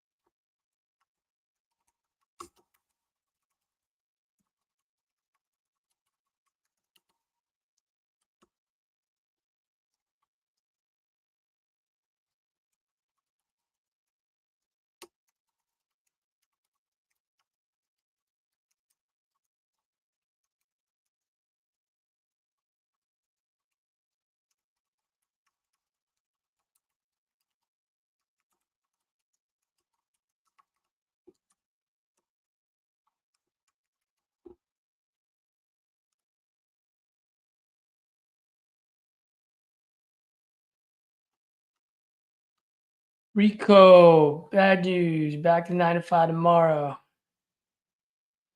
You can retire from it, bro. Let's do it. Let's get some deals in. Okay, let's see. Contract set.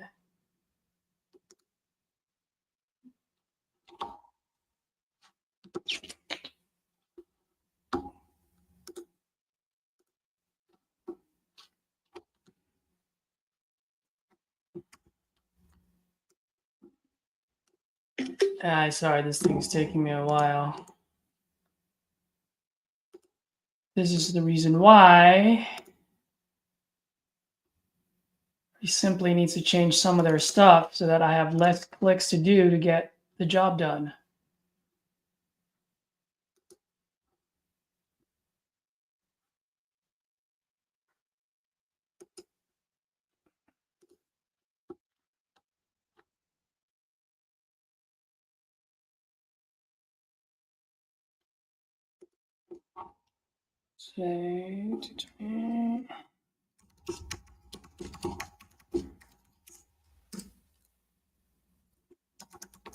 Calculator, files, and where are my comps?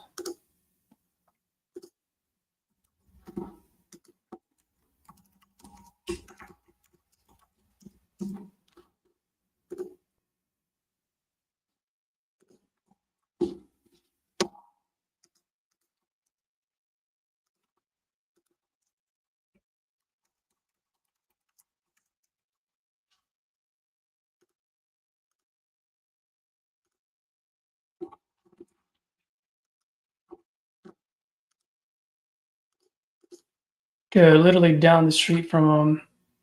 There's one for $769 and one for $799.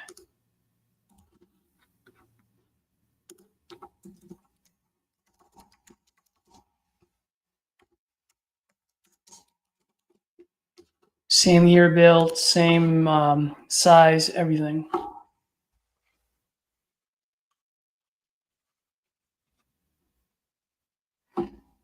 Rico, thank you for that, man. Appreciate it. I'm gonna give myself a little bit of what's the word that I'm looking for? I don't want to say it. Well, I can't think right now. But Rico, thank you, man. I really appreciate it. Like I said many times, and even on the very first video that I created, really my main goal for this channel is to just support you folks, give you guys some encouragement, and for us to be able to grow together and inspire each other. So thank you, man. I really appreciate that. Makes me, definitely know that I'm doing the right thing here. So thank you.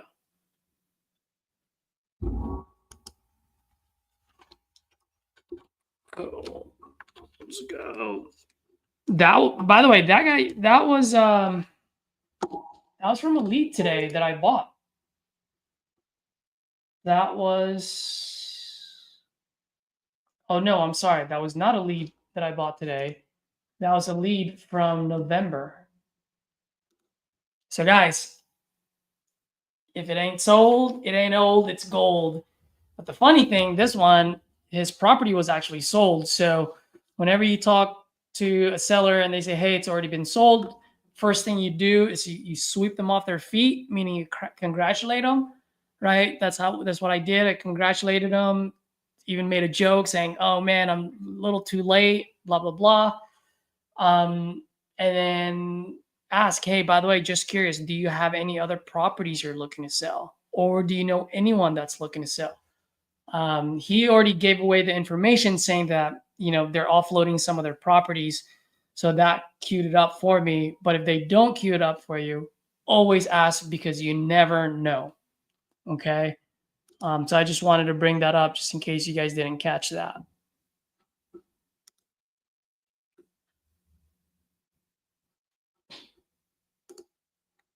Let's see.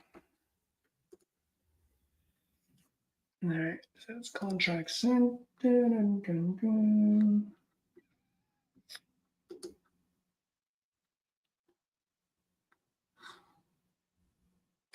This guy.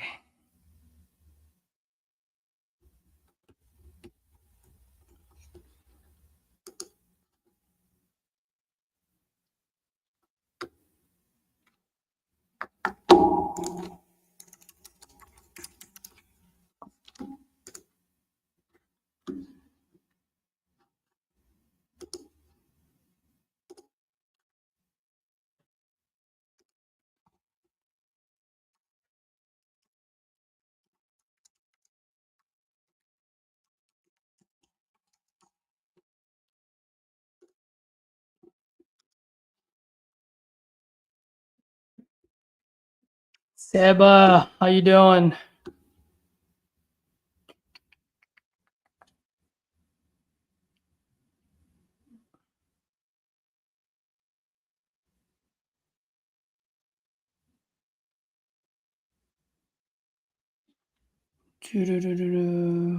Who's Danielle? Is Danielle from Speed to Lead, or are you talking about Danielle from Titanium?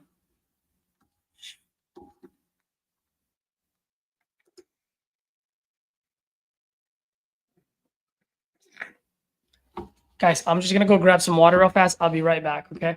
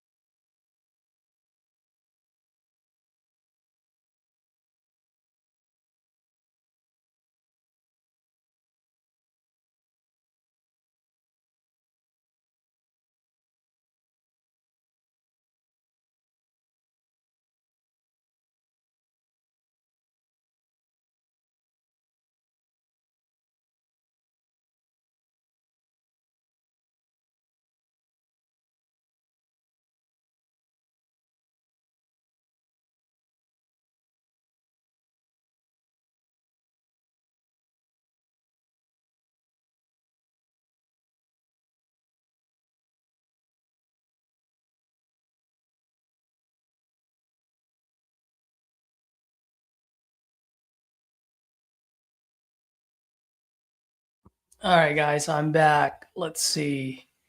Oh, Danielle from Titanium. Yeah, Danielle is awesome. I'm actually probably gonna call Danielle for that deal. She's got a few buyers out there.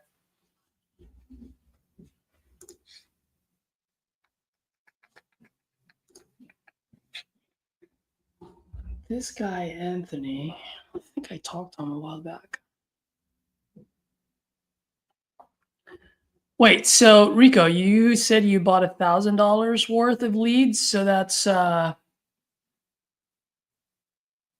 it's 300 leads is what you have, if I'm understanding you correctly? Is that right? And if you have 300 leads, how's that coming along?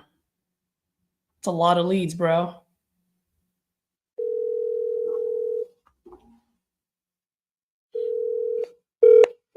Has been forwarded to voicemail. The person you're trying to reach is not available. At the tone, please record.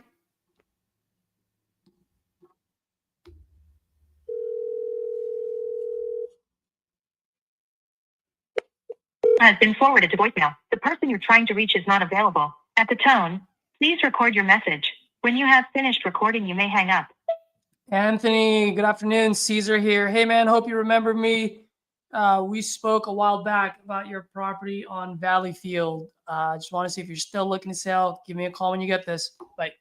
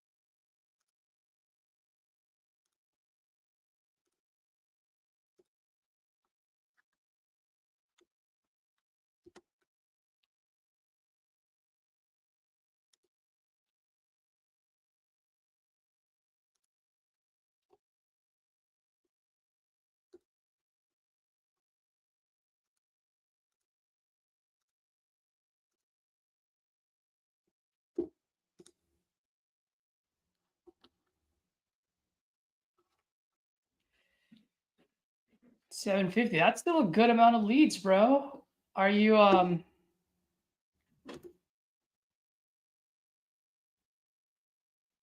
50, 60, 75? Why are you spending that much? Bro, hop on this, man. Hop on this call right now. Let's talk. If you're free, let's chat it up. What do you need?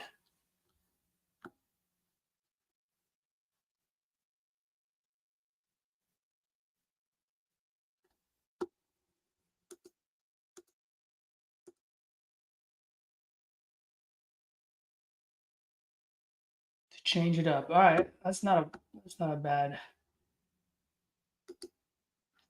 idea.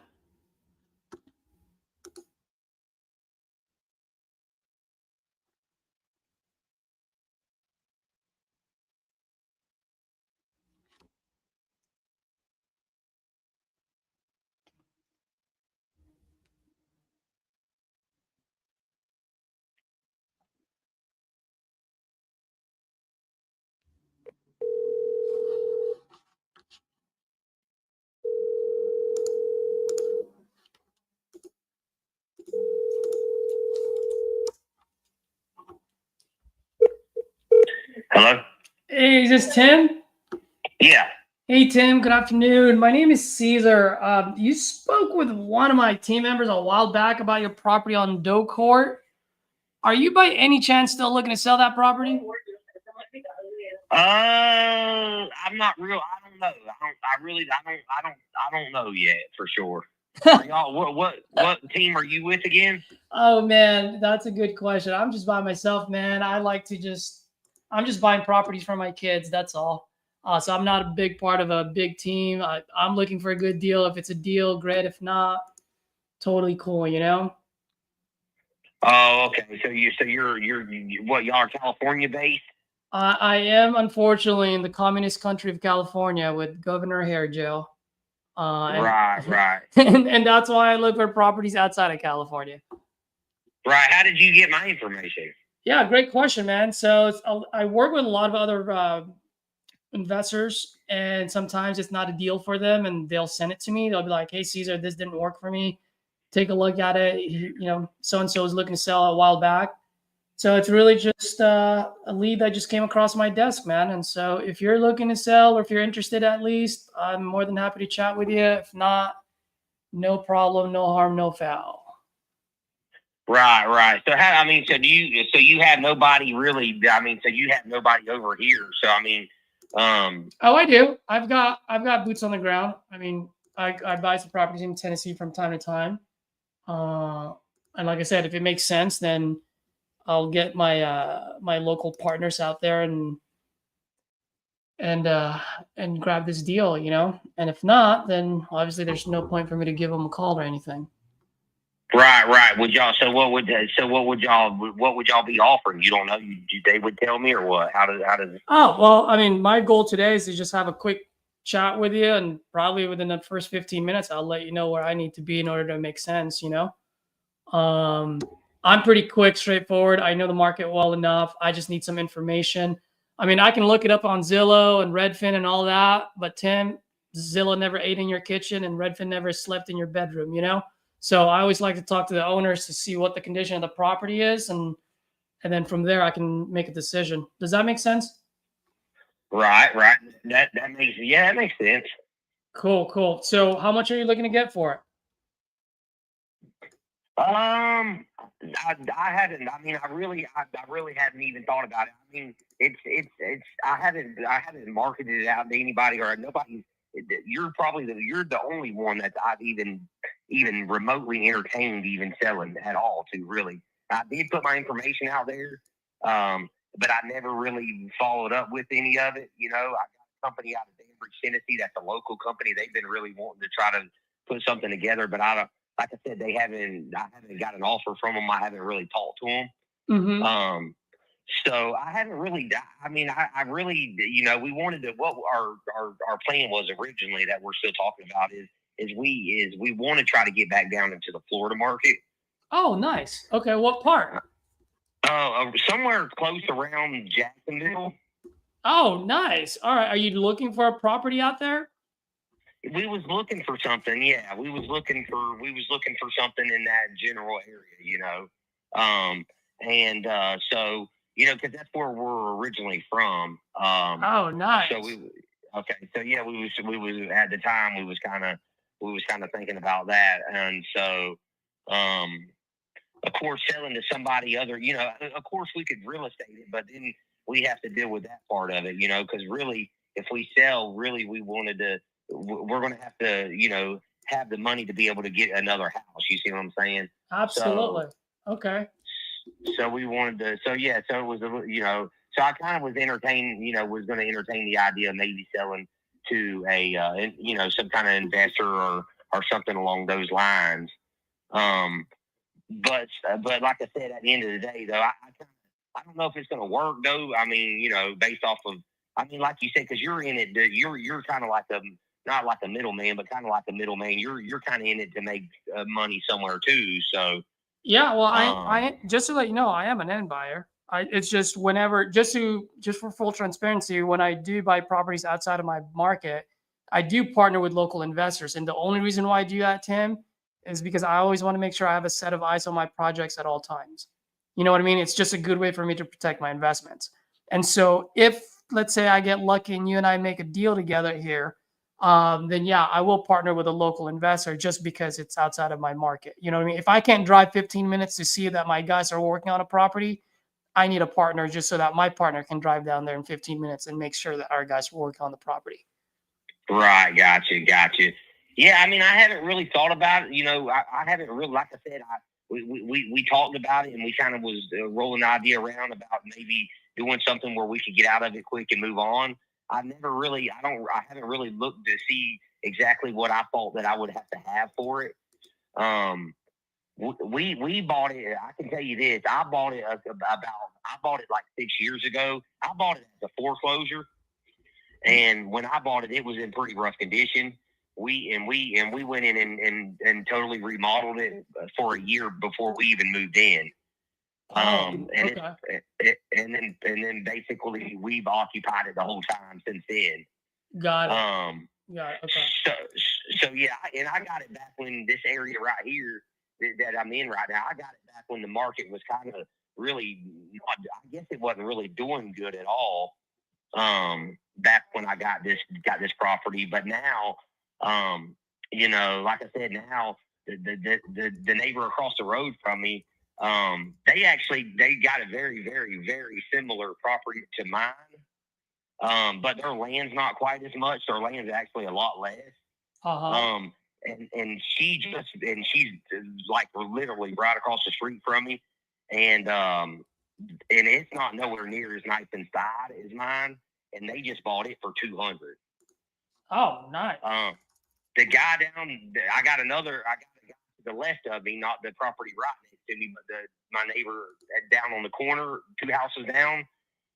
It's a similar property, about the same land and all that. And I think they bought it for like $230, $240. You talk about 205 Fawn Trail? Yeah. Yeah. Okay. Yeah, it's actually on Doe Court. It's on the corner of Fawn Trail and Doe Court.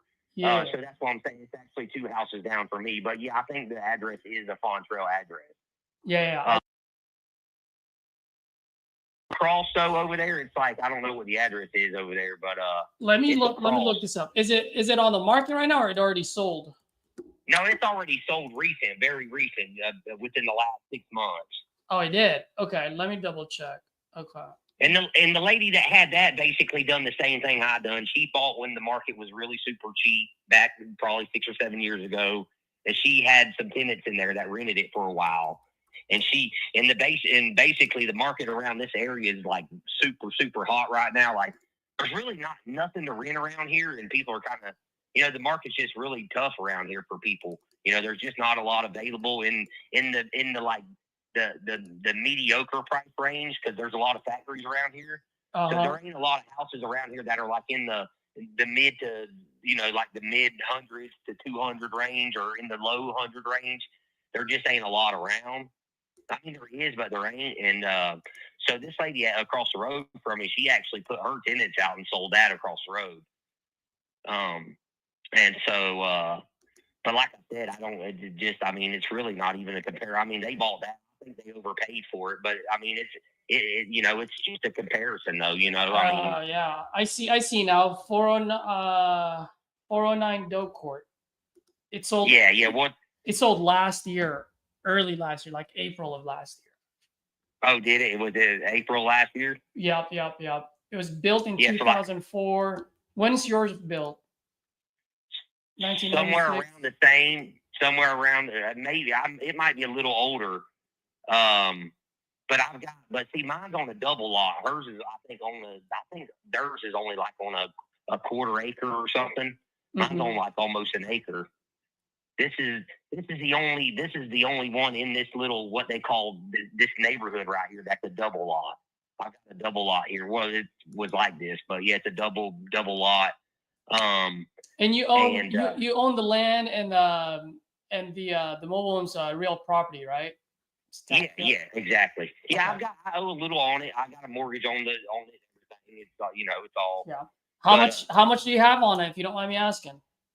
I got it. I probably in the low 30s. Low 30s. Okay. Very low 30s. Well, Tim, can I ask you a quick question, man? And by the way, just to let you know, I do a lot of business out in Jacksonville, so I might even be able to find you a place over there for you and your family. Now, question for you, dude. Like, since we're all talking hypothetical here, if you had a magic wand and you get yourself in Jacksonville, like, what's the ideal solution for you and your family? Talk to me and see if we can make something happen for you. Well, I mean, realistic, you know, I mean, realistically, we like I said, realistically, we want to get a place down there, realistically, but even though it's a small mortgage, I have to clear this, you know, I need to clear this debt up, and also need to, you know, I need money down on the new property. You see what I'm saying? Because I mean, that's kind of the end goal. I mean, you know, and then in another way, I don't know. I mean, you know, me and my wife, we was rolling it around. We also talked about maybe, you know, moving out of it, going ahead and moving down there and renting, and really putting it and then coming back and kind of, you know, just sprucing the place up. a little bit, maybe freshen the paint up and stuff like that, and just put it out on the regular market, Yeah. and not, because of and the only reason I say that is because I feel like there's some potential there with the two, because I've got two pretty decent recent sales really close to me, Mm-hmm. just across the road and then a couple of houses down. I mean, I feel like them are some good comparisons to what the market's doing around here. Yeah. And so I mean, and you definitely know real estate. And I mean, ain't that what they would basically do? Is they would look at what's been recent in the area that's kind of similar, or Yeah. That's what you call a comparable. That's what I'm doing. That's what I've been doing since you were talking, is just looking at the comps in the area. And then, but from an investor's point of view, and if you decide to do it your way, that's totally fine as well. But you have to look at, like what you need to spend in order for you to sell it for 200. You know what I mean? well, I mean, like I said, it's hard. It's like I said, I can tell you that we went in and we done a lot of work to the property. When we, within the last couple of years, I mean, it's got new front decks and back decks on it. I mean, most of everything's pretty much all updated. We got all stainless steel appliances, newer appliances, I mean, nice top end appliances, stainless steel appliances. Kitchen's been completely remodeled. Both bathrooms has been completely remodeled within the last couple of years. I mean, there's nothing that hasn't been touched, really, in all reality. The only thing that hasn't been touched is the roof. And we just did not put a roof on it because we was told that it had a roof put on it probably 9 years ago. So, got it. But you feel like we can replace it though? Needs a little bit of repair. Well, I was going to put a metal roof on it. I had a quote about 6 or 7 months ago. I was going to do it just because I thought that it would increase the value. Yeah. And I got a couple of quotes. How much? To get a metal roof put on? How much? $6,000 or $7,000. Yeah. I was going to say anywhere from 7 to 10. So it's about the same.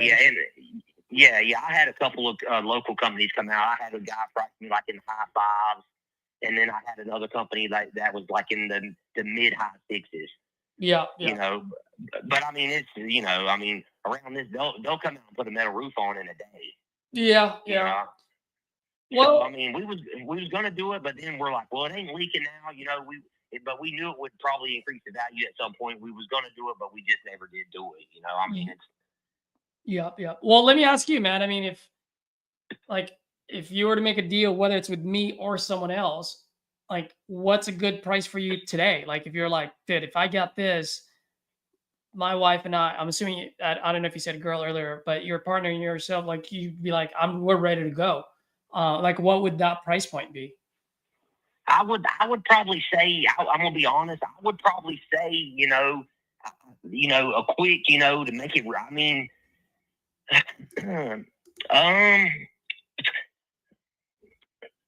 I would probably say I don't really know. I don't want to speak out of context, but I would probably let it go for. I would probably just go ahead and not even worry about marketing or anything. If I could probably get somewhere in the neighborhood of 100. Yeah. So if you do $100,000,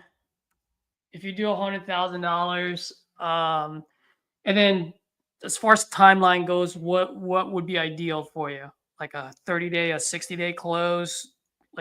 Yeah, probably a 60-day close. Yeah. Okay. 60-day close. Yeah, and it wouldn't be. Yeah, and that wouldn't be a big deal. I mean, like I said, we've got the money to. We got the money to go ahead and move and stuff like that. We could empty it out and everything before close and all that. I mean, we could probably even do it quicker than that, really, in all reality. But got it. Yeah. 60 days would be a good timeline, though. Yeah.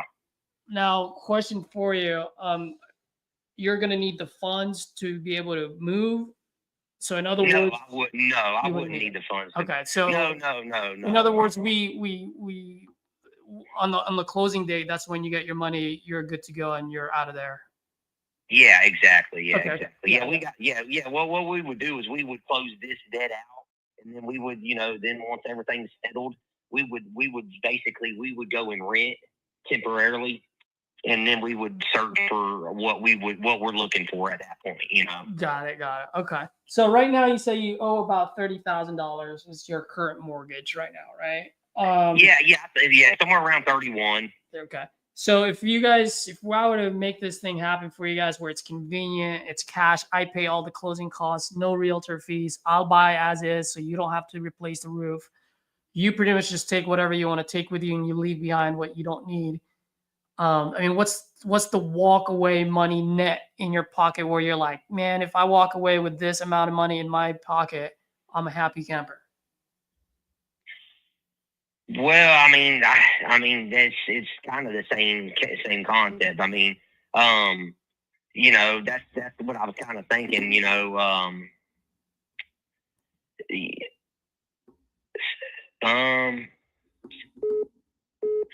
yeah, I mean, I was hoping to walk away with somewhere in the neighborhood of in the high 60s to low 70, 70. And in all reality, I feel like, that's, I mean, I really, in all reality, I kind of probably spoke out of time. I kind of feel like that's a super good deal, really, in all reality. I mean, you're the first one I've even talked to about it and even put a number on it.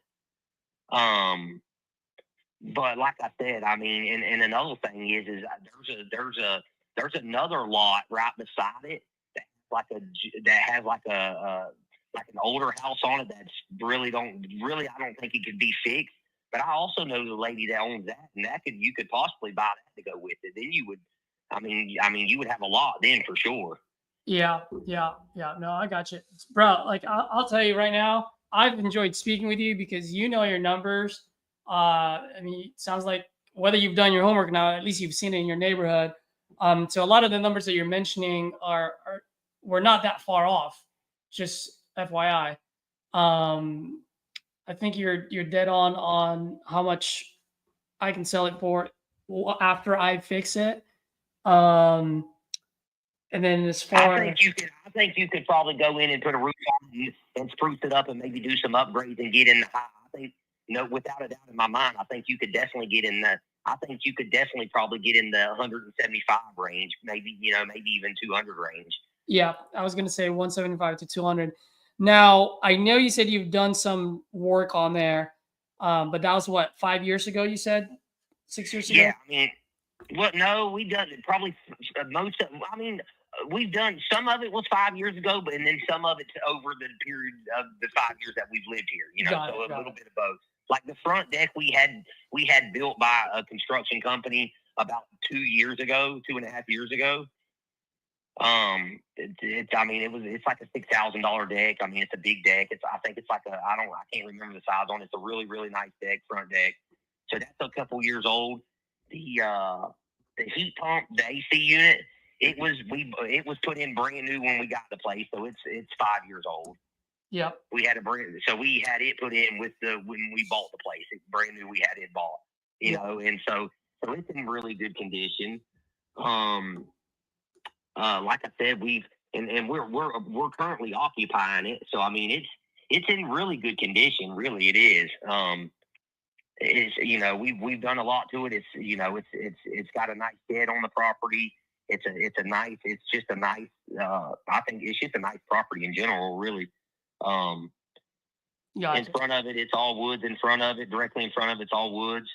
So I mean, it's just a really nice setup. And I like I said, I think for that price, I think you probably would be, if I could, I think if I could convince my wife of it, I think you'd probably be stealing it for that, to be honest. Well, that's going to be my next question to you is, if I were to meet you on your number, I mean, do you have to talk to your wife about it? Should we hop on a call? I would just go in there and say, hey, look, because like I said, I'm talking to you now. I just go in there and say, hey, look, so I had a lady call and she, this is the deal, and and this is what this is where we're at. I mean, what do is this something that you think we should move forward with? And I mean, we would make a decision, right then, but her family's from Florida, my family's from Florida. Basically when the job that I had that moved me up here, when that job disappeared after about a year of being up here. After that, the only thing that really kept us up here at that point was we had a really nice place that we bought for a really cheap price with a really low mortgage. And the cost of living was super low, you see? Yeah. So we was just in a good situation there. So we was like, so we just kind of, hung out, up here. But at the end of the day, neither one of us has really got any ties up here, after my job my job went away.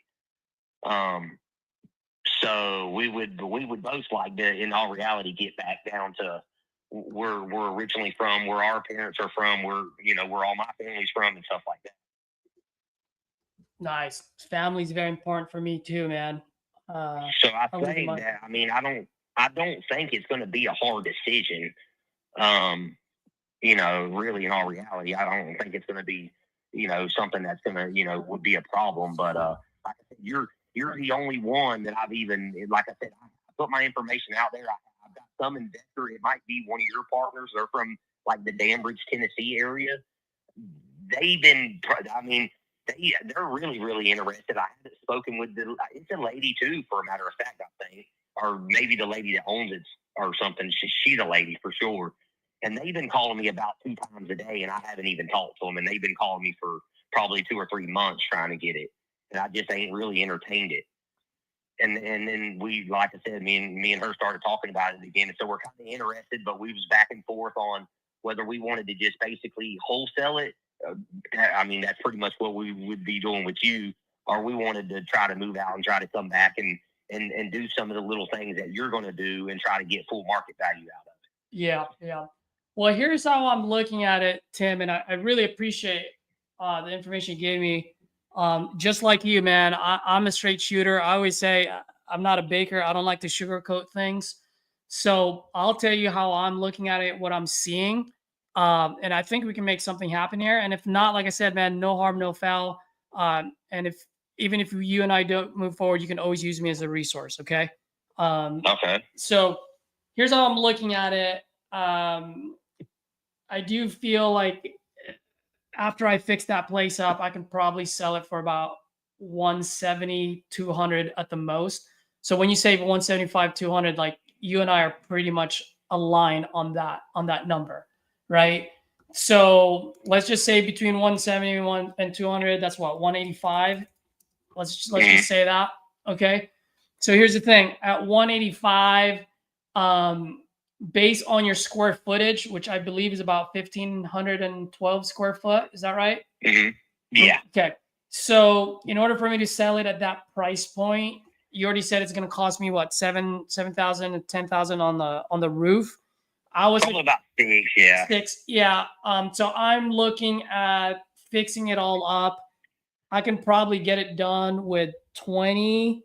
At the absolute most, which I don't think is going to happen, but the absolute most, as a flipper, I got to give myself a little bit of cushion because, heck, you bought this foreclosed, so you know that $5,000, $10,000, $15,000 easily evaporates when you guys are fixing things. So I'm looking at anywhere from 20 at the absolute most would be $40,000. That's like top end of repair costs. I don't think that's what's going to happen, but I got to give myself a little bit of cushion. Does that sound fair as far as giving myself a little bit of range there? I think 40 is probably shooting just based off what I know and what I, because I think you're probably high. 4. But then again, I can't say that because I don't know what your intentions are, Yeah. So so I can't say you're high or low. So, but however you want to assess it. But I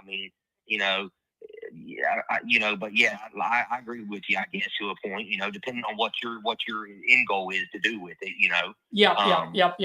Yeah, I'm not trying to make it look like Taj Mahal, but I just need to give myself that cushion just in case something else comes up more than just the roof. You know what I mean? So that's and why I really don't think you. I really don't think you. The only reason, and this is going to be honest with you, the only reason we was going to consider putting a roof on it was because that was the out of everything that we could think of when we was thinking about moving out and trying to put it out on the market. We figured in order for it to be guaranteed, no ifs, ands, or buts, somebody was going to have to get financing on it for it to pass all the inspections and stuff. a new roof would just be easier. You know what I mean? 'Cause, Yeah. I mean, that would be the only thing that we feel like that they would pick, as far as if somebody was having to go to a bank to get the money to buy it from a real estate company, if we had it listed. So we was going to put a roof on it just to be, just for that reason. But the roof's not leaking or anything. So, I mean, you could put a roof on it, but I mean, it really don't need, in my opinion, it don't really need a roof. Yeah. But I mean, but like you said, I don't know what I guess to get it out to the market, you're looking at it the same way. If you put it out there, they're going to do an inspection on it, and the new roof's just going to make it a little bit easier. Exactly. And at the end of the day, man, my goal is to be able to sell it to a brand new family, and a new family, I just want to give them a new house. You know what I mean? Because everything costs so much nowadays that I just want to make sure that they have that good feeling when they purchase that Exactly. home. You know what I mean? So here's the thing. So if you don't mind, let me just continue with what I was getting at. So 185, I think, is probably a good range of how much I can sell it for. I'm putting, as far as rehab cost is, I'm putting about $40,000 on it. Once again, that has a little bit of cushion. So I'm just being transparent with you. I don't think it's going to be that much, but I got to give myself a little bit of cushion in case something comes up. So I got to subtract that from the 185. Now, as an investor, I also have to look at my closing costs when I sell the property, because then at that point, I got to pay 2 realtors and then I got to pay the closing costs, right? And then I have my carrying costs that I got to carry between now and when I sell the property. So between those two numbers, it's 12% of 185. So that's actually exactly $22,100. Okay. So from 185, I got to subtract the 40, and then I got to subtract the 22. Okay. So let's assume for a second, if I were to buy this property off of you for 90,000, which gets you $60,000 in your pocket. If I were to get it at 90, my all-in number actually on this, Tim, is 152,000. So you can do the math. If I can only sell it for 185, my all-in number is 152. I'm only making, a $30,000 profit on it. And so I'm not trying to get rich off of one deal, but I got to keep the lights on. And in order for me to keep the lights on, I just got to put, dollar in, dollar out as far as my business model goes. Right. So if I'm going to sell, if I'm going to put anywhere from $25,000 to $40,000 of rehab into it, I just need to see at least a $32,000 profit.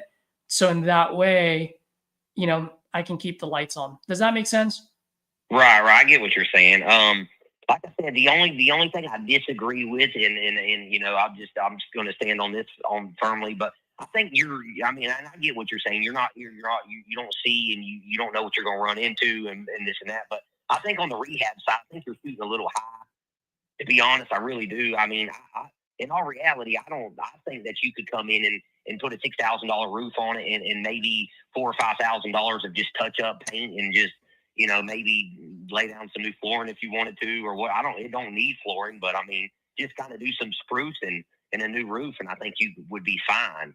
Maybe just some cleaning up, Yeah. So let's say I put half of what I'm thinking, right?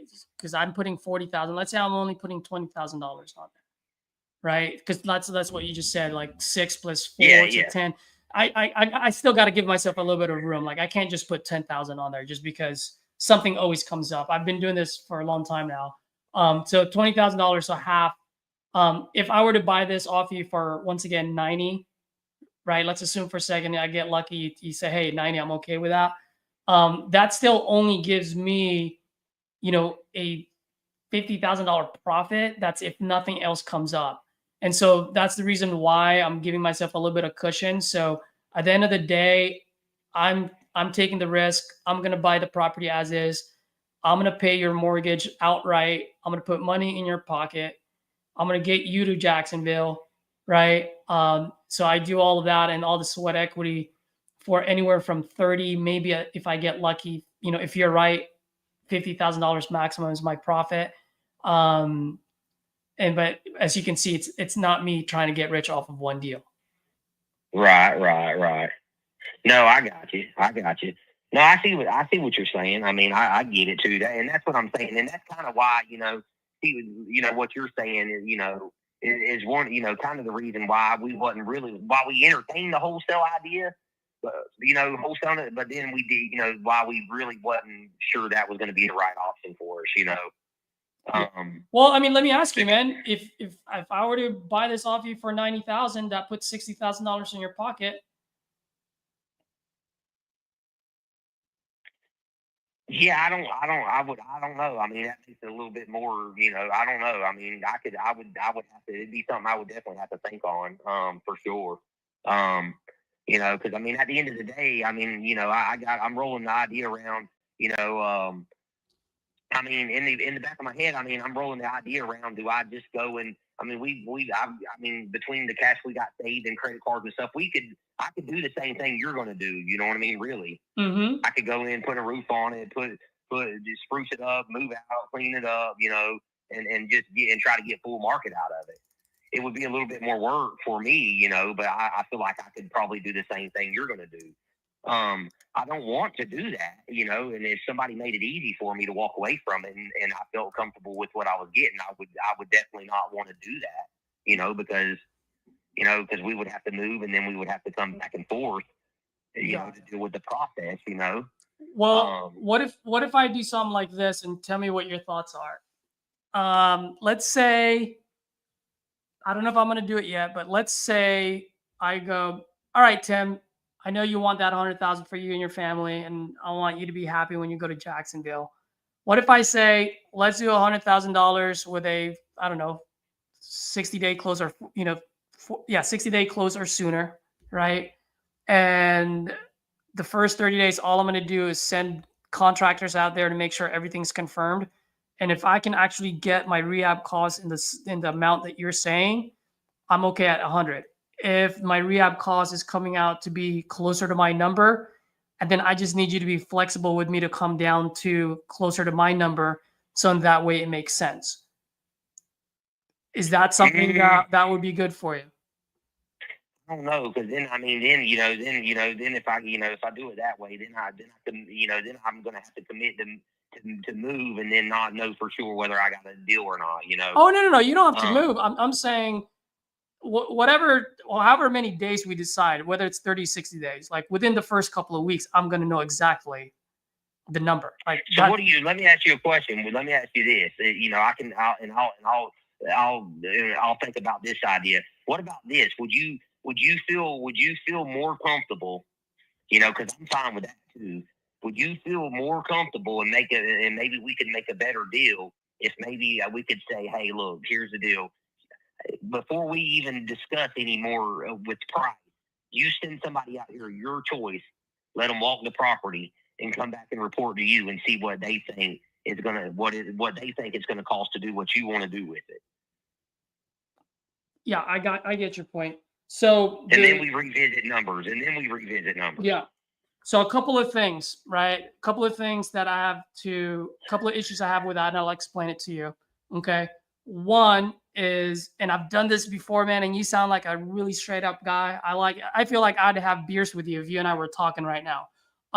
That being said, I did it before where I did send my guys out there, right? I even did a proper inspection report, which cost me, I don't remember exactly where. One was $300, the other one cost me $800 to do. And then by the time I was ready to pull the trigger, guess what the seller said? Sorry, dude, someone came in at a higher price point. I got under contract with them. And so that happened to me twice already. And and I'm not saying that's what you would do, but because the other two guys have done that, I've learned my lesson that I got to protect myself, that by the time I decide to put any time, any resource into doing any type of inspection, I just want to make sure that I at least have an agreement. So in that way, we got something to work with. That's one. The second thing is, if you remember at the very beginning of the call, I told you I want to be transparent with you.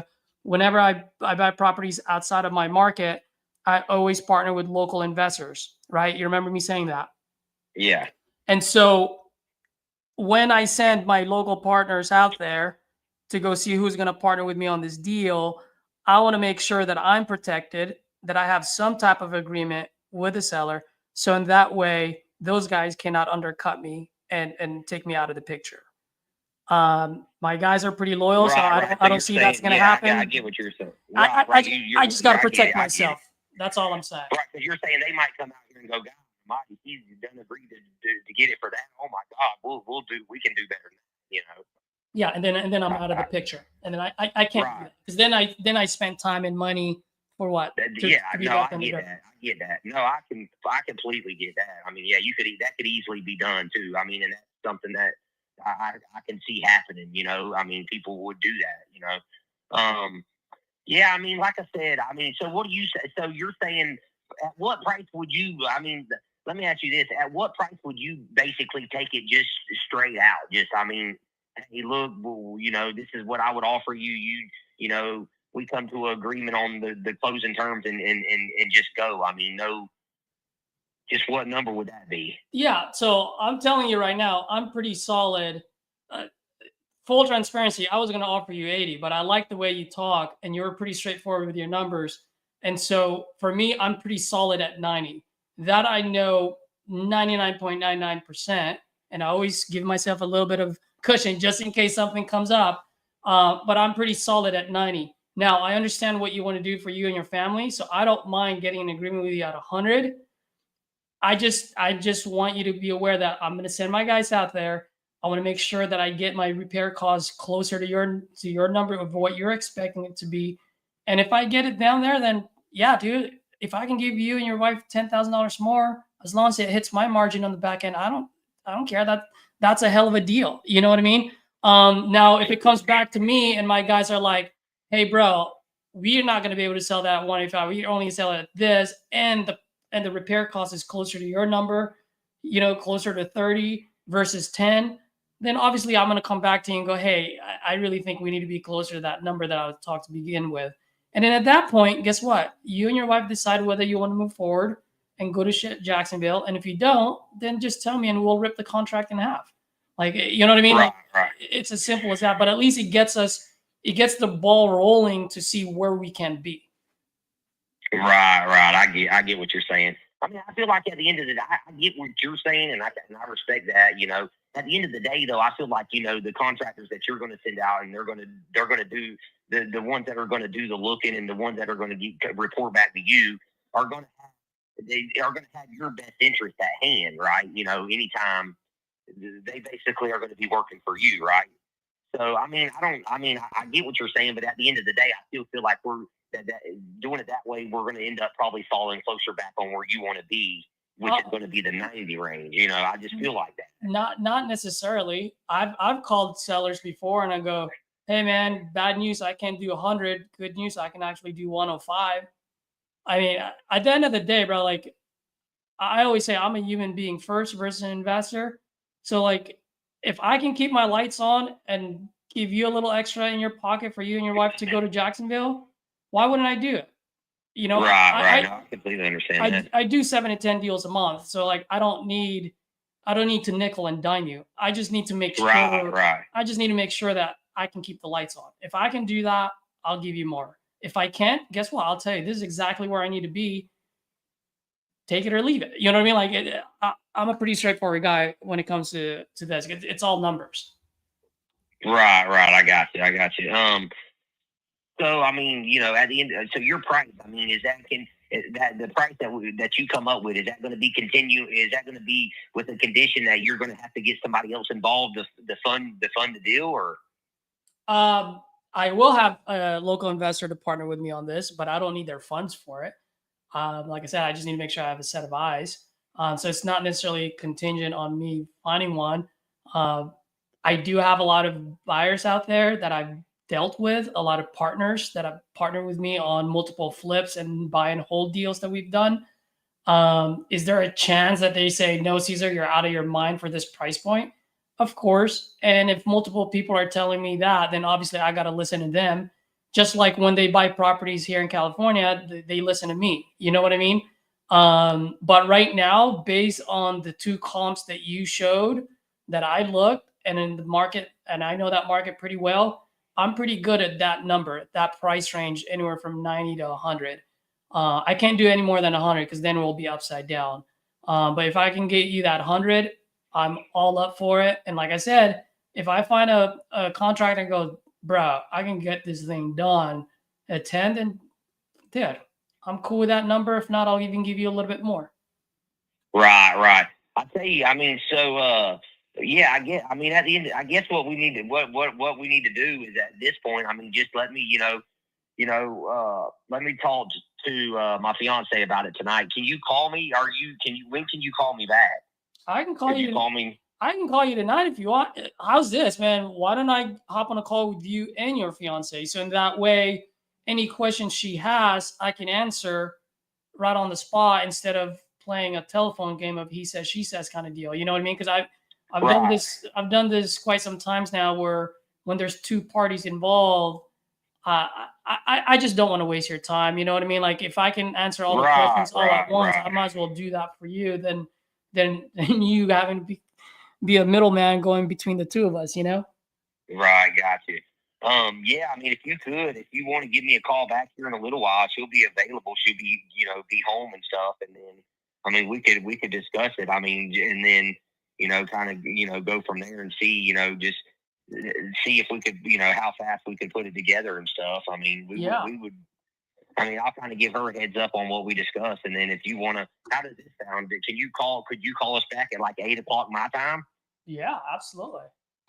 That gives me a couple hours, and then all right. So I guess that's what we'll do. Then I'll look to talk to you at 8:00 my time. Perfect. And Tim, this is your cell phone number, right? Yes, it is. Perfect. Exactly. I'll send you a text right now, so at least you have my information. Add me to your contact list, okay? I will. Then that way, when I call, you know it's me. Exactly. I got you. All right, brother. All right. Well, I appreciate it, and I'll look forward to speaking to you at 8. All right. Thanks, man. Appreciate it. Once again, my name is Caesar, just in case. All right. Okay. Thank you. All right. Bye. All right. Bye. All right, bye.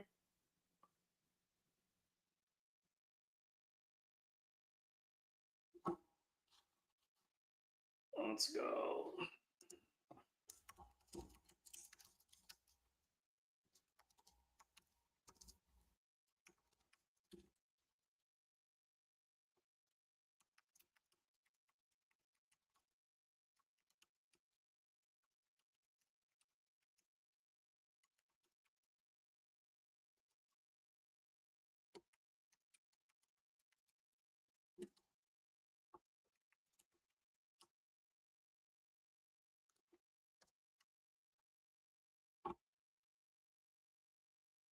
Guys, that was a good one, because 2 of his neighbors just sold their properties in the last 6 months. One got sold for 200. Trying to see if I can do this without showing the address.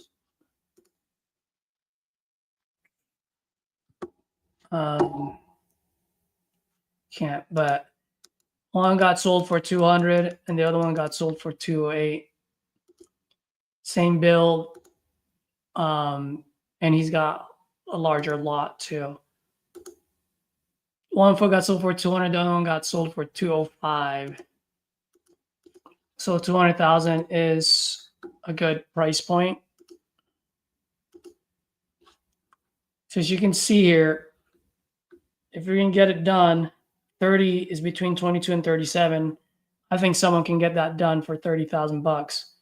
The reason being is because the 205 and the 200, what do you call it? It wasn't Taj Mahal or anything, right? So low cost. Cassie always says your rehab dictates your ARV, right? So if we put any more than $30,000, like $40,000 is really top end there. So I think I can push it to 40. And this is the reason why I need it at 90.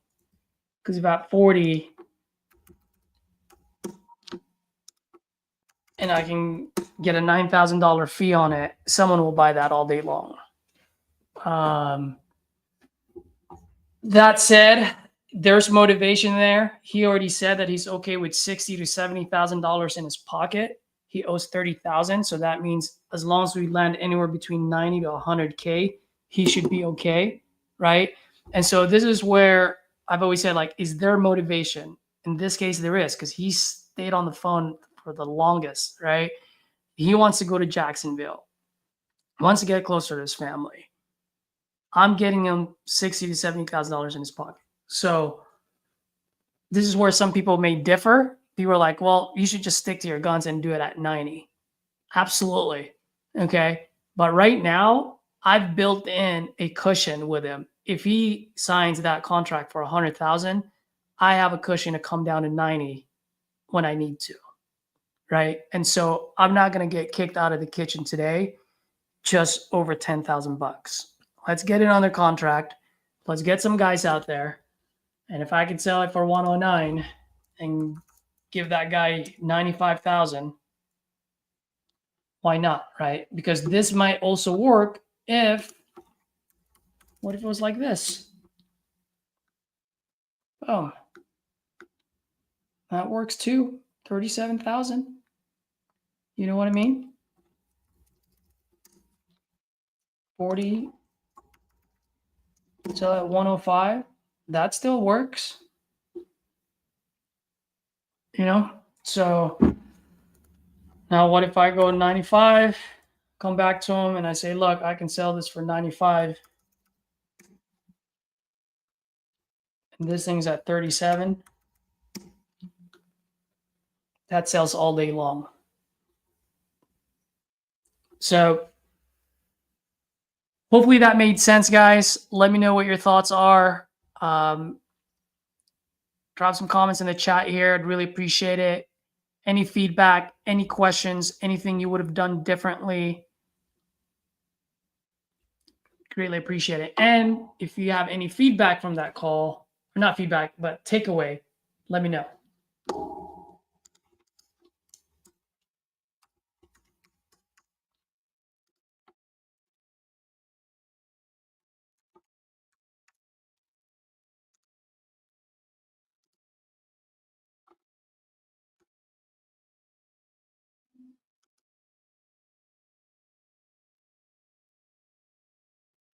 Let's go. Let's go. What time did he say? 8 o'clock? Hey Siri, what time is it in Tennessee? In Nashville, Tennessee, it's 4:40 p.m. 4:40. Oh, so 2 hours. So that means 6 o'clock.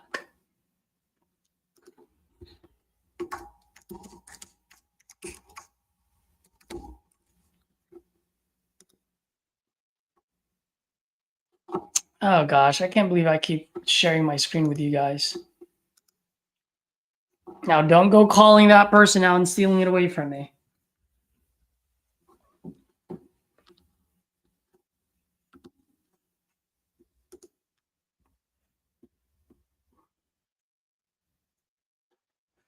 Let's see. What do we do here?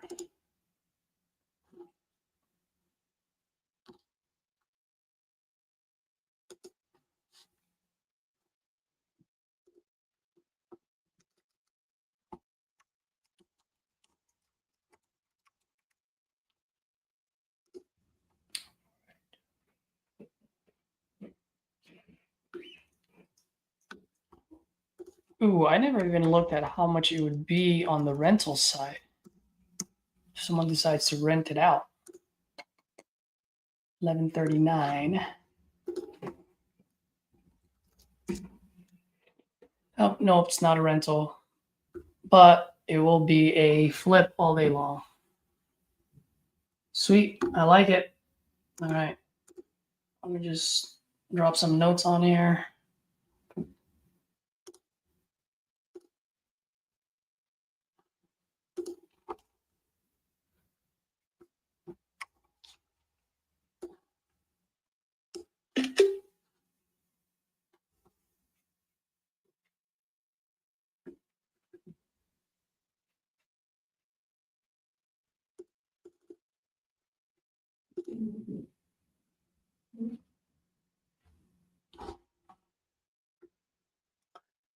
Let's look at that.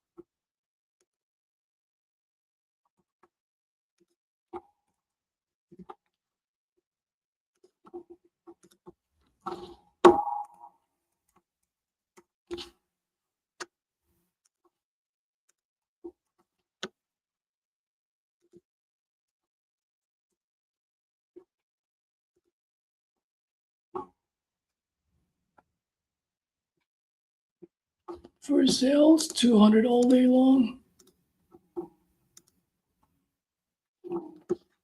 Yep. All right, guys. Think I'm pretty good for the day. When I say pretty good, doesn't mean I'm no longer making calls. I will, but I've been sitting here for quite some time now. I do need to get some sun, go to the park, take a little bit of break, do some grounding, walk around bare feet, and just feel the earth under me and get rejuvenated for the next batch. I will continue to make calls and see if I can lock up more deals.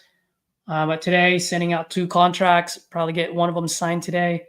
I'm really looking forward to that Oakland deal that the seller will be looking over the weekend. See if we can get that thing signed up for Monday. And then I'm really looking forward to this one as well. Now, it is a 30, 45-day close, though. So if I can talk when I'm doing it at the end of March, man, that would be so cool if I can do that and get paid on it. So that's my game plan for the day. Jose, what's up, buddy? Joining out here, 559 California. Jose, you're out in Fresno, Bakersfield. And do you know my good old pal, good old buddy, sniper for hire out of Fresno, John Motzenbacher? Fresno, you got to know John. Do you know John? Good old Motz.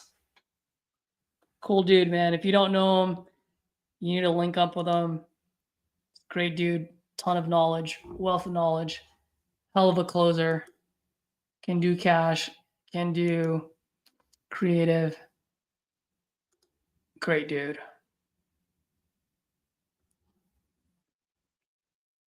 Cool. Before I go, guys, do you guys have any questions, any takeaway, any feedback that you can give in those 2 calls that I did where I was able to send out a contract?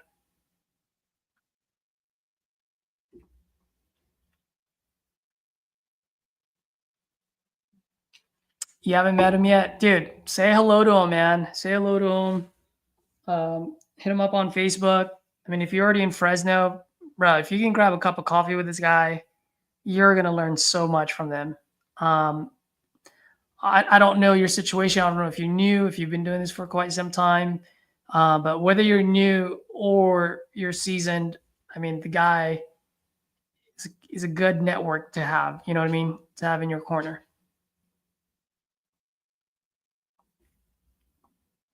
Cool. All right, guys. Well, thank you very much. I really appreciate it.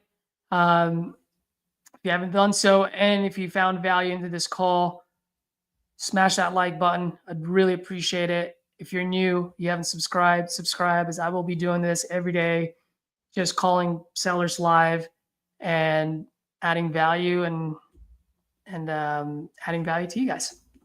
Cool. All right, guys. Have a great weekend. I will see you next time.